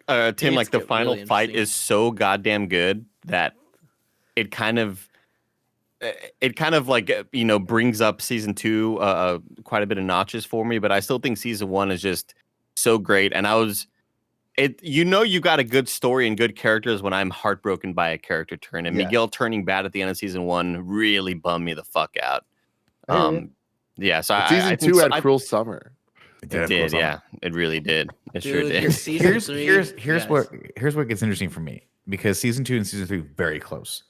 Season 2 has that amazing fight scene at the end, but what it keeps coming back to me, and the thing I'll remember most about this series, and this is of course my just touchstone for it, is that hug between Johnny and Allie at the outside of the Encino Oaks Country Club, where they both realize that it's time to move on. Right, her in her own way because she's going through a divorce, and Johnny because he's been holding on to this ideal of Allie for so long that he's been living in the past. To me, that moment, to me, the fact they got Elizabeth Shue to come back, to me, the fact that she was just in it to win it from the get-go, put Season 3, and the fact that, of course, the challenge is just, again, we've come full circle. Now they're going to settle the score on the mat like they should have done from the beginning with. I put Season 3 just a little nudge ahead of Season 2. Me too. And for all the same reasons. I actually would put it above Season 1. I think there's so much that happens. You're a monster. I love every. It's great. Season. They're all great. They're all fucking great. But it's just Season 3 ratchets everything up to 11, and it's like at any moment these fuckers are ready to throw down, and it's like what I want from Karate Kid. Like I want a karate world, and that's what they're giving us with Season 3. There's fucking alliances, and people are getting revenge. The hostile takeover of Cobra Kai. And the sort of long storytelling of Terry Silver in Vietnam, like cool. All of that stuff is just so good, man. And I'm just thinking about the final moments of Johnny Lawrence walking out with Phil Collins playing in the background. I'm gonna watch that scene again when we're done. I know, me too. The final vote's on you, Andy. Wait, really quick. One more thing I want to add. It's not only that. It's like the fight we get with what's his name? Kreese. And Lawrence. No, not Lawrence. Well, I guess, LaRusso. Lawrence turning into LaRusso, and LaRusso doing the new technique. And like, was he going to kill him? Was he about to kill Kreese? He was going to kill him, bro. He was going to kill him. It's wild. It's the karate world, Kevin. Here's the thing. In these voting, we've all voted now of where we're putting this. So the rankings currently stand. Karate Kid, Season 3, Season 1. Ah, fuck, I said that wrong. No, Season 1. Karate Kid. My notes are really fucked right now. Sorry, guys. It's Karate Kid, Season 1, Season 2.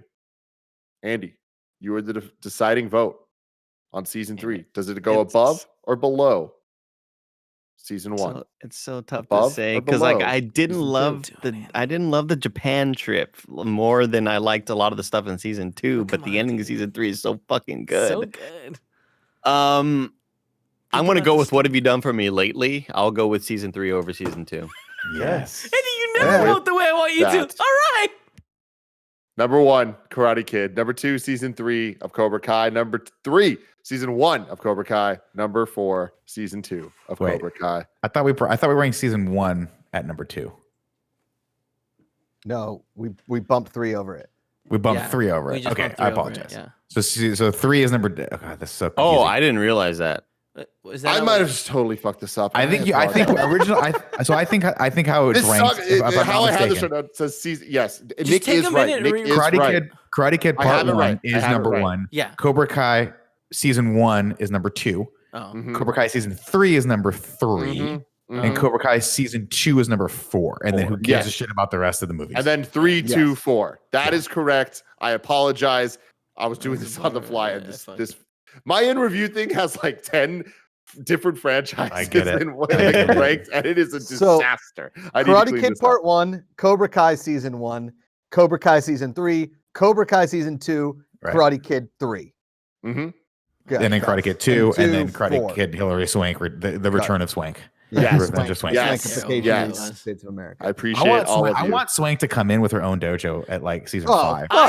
Cool, everyone. That would be unbelievable. I want the hawk to and it's called like Falcon or what the hell was the damn bird called? Had a hawk. Oh yeah, it had a name. Hawk's mom, dude. Watch it be Hawk's mom. That would be unbelievable. You hear that echo? That was a dope echo, dude. That was insane. Anyways, thank you guys for joining us on this journey, this amazing karate journey. Karate is life, everybody. We will return for Cobra Kai Season 4 when it inevitably happens. But until then, remember, In Review continues on. So many more franchises this year, starting next week with Edgar Wright in review and John Wick in review. Until next time, Makuga, where can people find you? At Josh Makuga, Twitter and Instagram, and the Good People Association launching in 2 weeks. There we go. What's the date? Do you have a date? It's going to be Monday, January 18th. Be there or be square. Until next time. Cobra Kai never dies. Yes.